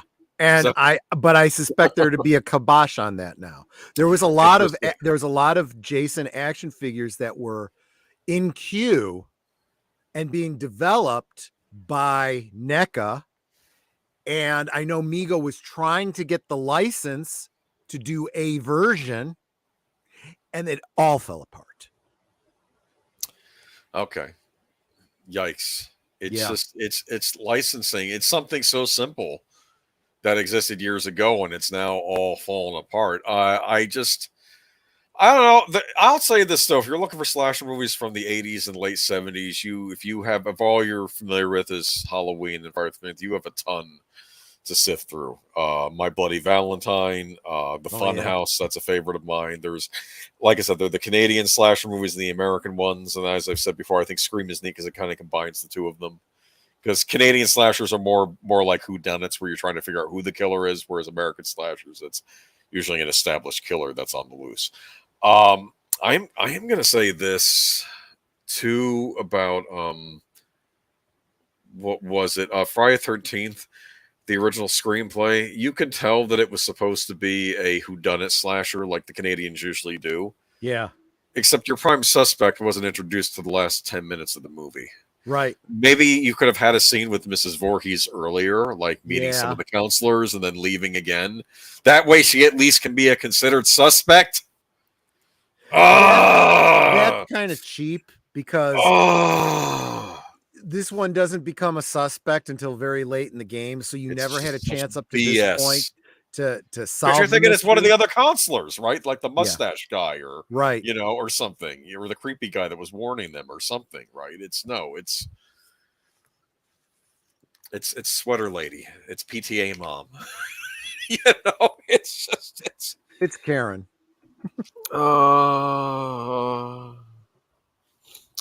I think Dog Soldiers is an underrated werewolf movie. It reminds me of Predator. Got that one on DVD. Yeah, I've never seen it. Okay. I didn't say I've seen it. I said I had it on DVD. Well, there you go. Well, that's me with a lot of movies too. I have, which means obviously if I have the DVD, it's on my. People will say that's a great movie, classic. Have you seen it? No, but I have it on my DVD shelf, and I'm watching it at some point. It's like, exactly. I wonder if there are any slashers I still have yet to watch. I think Mad Men. I haven't watched Mad Men yet, but I have the Blu-ray of that. I've been meaning to watch Mad Men. Have you ever heard of that one? The TV series about the ad agency? No, Mad Man, not Mad Men. Oh, okay. I was confused. It's a slasher movie. It has the actress from the original Dawn of the Dead in it. Remember the blonde woman? Oh yeah. Yeah, okay. So she's in it. So I'm kind of curious, but anyways, I have, like I said, there's always new slashers, and maybe someone out there, one of these producers of Friday 13th, like that production company, LeBron James owned, maybe just make your own slasher movie and make a new original slasher creation. I'll tell you what, the Hannibal Lecter thing has also run its course, because that's another one that's been completely diced up. I remember the Hannibal series, which I did like a lot, but they didn't have the rights to Buffalo Bill or Clarice Starling. Right. They couldn't use them, so they were able to they were basically able to redo the Hannibal book. They redid on that show. Manhunter, they redid Manhunter on that show, which I have to say, at that point in the show, I liked the Manhunter story, at least the both movies I saw. I do prefer the Michael Mann version, but even the Brett Ratner version isn't bad. But seeing another Manhunter take for the third time, I'm like, I can't. No, not again. I understood why they wanted to use it. It's an important, but I actually preferred Hannibal when it first started, because it was like a new serial killer each week, and Hannibal was helping the FBI, as we knew he did, right, from the original movie. Like, he used to be someone who helped the FBI on cases, right, for serial killers. But sometimes on the show, there were instances where he would interfere and help the serial killer out to interfere with the case without the FBI knowing about it. And that was also creepy, because it's like, and he wasn't necessarily on the other serial killer side, because there's sort of competition for him too, but he very malevolent. Mads Mikkelsen played him on the show. Great actor playing. It was a different take on Hannibal Lecter. I'm glad they went with a different style of actor than Anthony Hopkins. That way he can have his own take on the character. But Anyway, hello, Mr. Matchstick. We're wrapping up here. Yeah, we're So coming Friday to the end. 13th, just enjoyed the original movies, maybe the first 4. I know some people like 6 because that's the comedic, the sort of the spoof version. There's also Friday 13th. Jason goes the one where is that part 8 where he goes to Manhattan and he has the boxing match with the guy on the Oh gosh, and side punches his head off. Yeah. I'm sorry, that was funny. He punches. Yes, He it says, was. the guy's trying to knock him out. And he just can't do it because he's Jason, and he finally gets so tuckered out. Like the boxing guy says, "Give it your best shot," and then he punches his head clean off, and You the head said, right? and it falls into the garbage can. The garbage dumps on the bottom. And the lid slams out on his head. So bad, so stupid. They had jumped the shark at that point. In fact, there should have been a scene on the boat where Jason jumps a shark. You know, like he's on a surfboard after the ship and he jumps the shark just as an homage, just because it's just. Part 7 was when he went up against one of the people from Scanners because she could, use telekinesis and stuff, right? Yep. And then she tried exploding his brains, but it didn't work since it didn't really affect him because he doesn't really use his brains, right? So it was just. Anyway, what are we talking about here? You guys like the Star Wars games, check out the Force Unleashed. It's awesome. Force Unleashed has recently got a remaster. Those of you who want to revisit that, I think they re-released Force Unleashed and Force Unleashed 2. Okay. So what else is going on? What you got going on this week? Let's see. Do we have anything on Mr. Mastic's channel on Tuesday? Not this week. That's next week. Culture Forces next week. Right, yes. So that means that Wednesday is. You doing any guest spots? You doing any guest spots? Not that I'm aware of right now. Okay. No. Wednesday I'll be on Soundtracks of Birdman's channel. We are going to be covering Predator, the original Arnold classic. Mm-hmm. So, remember Predator? Oh, yeah. A lot of machismo in that movie in the beginning, right? Huh? I love that movie. I love that movie. And Friday we'll be back on your channel. You're going to be doing a rewatch of Remo Williams' The Adventure Begins, right? Your plan, at least? Yes, that is my current plan. I think that there's a lot of people that, especially the younger members of the audience, who may never have even heard of this movie, and definitely worth checking out. I saw it on TV once. It has Kate Mulgrew in it, right? Isn't she the love interest? Yes, it does. Okay, yeah. Funny story. I on Twitter, somebody had shared some pictures of their toys that they had a display up of a bunch of different action figures, and the Spock, the mirror version Spock, was doing the Vulcan nerve pinch on Captain Janeway. So I responded with, I actually had to make up a GIF of the scene from Remo Williams where Chun hits the pulse point on Kate Mulgrew and makes her be quiet and sit down. And a lot of likes on that one. Mr. Magic Remo Williams is a great movie. Yeah, well, like I said, tune in Friday. We're going to be doing a rewatch of it. Great stream, guys. Have a good night. Thank you, Auditor Dread. Always great to see you. And Morgan Britt, thank you for stopping by, and everybody else. Good stream tonight. Okay. Deleted Scenes. Check out his channel too. He's got a channel. Anyone with a channel, you can drop your link. And what did he say here? Let me read his comment here. Some of those Canadian movies are pretty good. My Bloody Valentine is one of the few movies that scare me. It's a genuinely creepy slasher movie. In fact, Shout Factory, under the Scream Factory banner, recently released a uncensored version of it, where they actually were able to restore the extra gory scenes, because those movies, the MPAA would chop those things up back in the 80s, they said. And unfortunately, back then, they weren't thinking about preserving it for unrated releases on video. Mm-hmm. So I think the only Friday 13th version that exists where it's uncensored is the first one. You can see that uncensored, but a lot of the other ones, unfortunately, the extra gory parts, they're not in good enough condition. But they were able to restore My Bloody Valentine, so nice. Hoping they'll be able to get to those others. And another good Canadian slasher, if you get a chance to it, is Happy Birthday to Me, which actually stars. Remember the older sister in Little House on the Prairie? Not Laura Ingalls, her older sister, the one that went blind. Gosh, yes. Spoiler: the one that went blind later on in the show. Gets her eyesight back. Right. Oh, did she got her eyesight back too? That's of course Yeah, she she did. did. Yes. Okay. So double spoiler.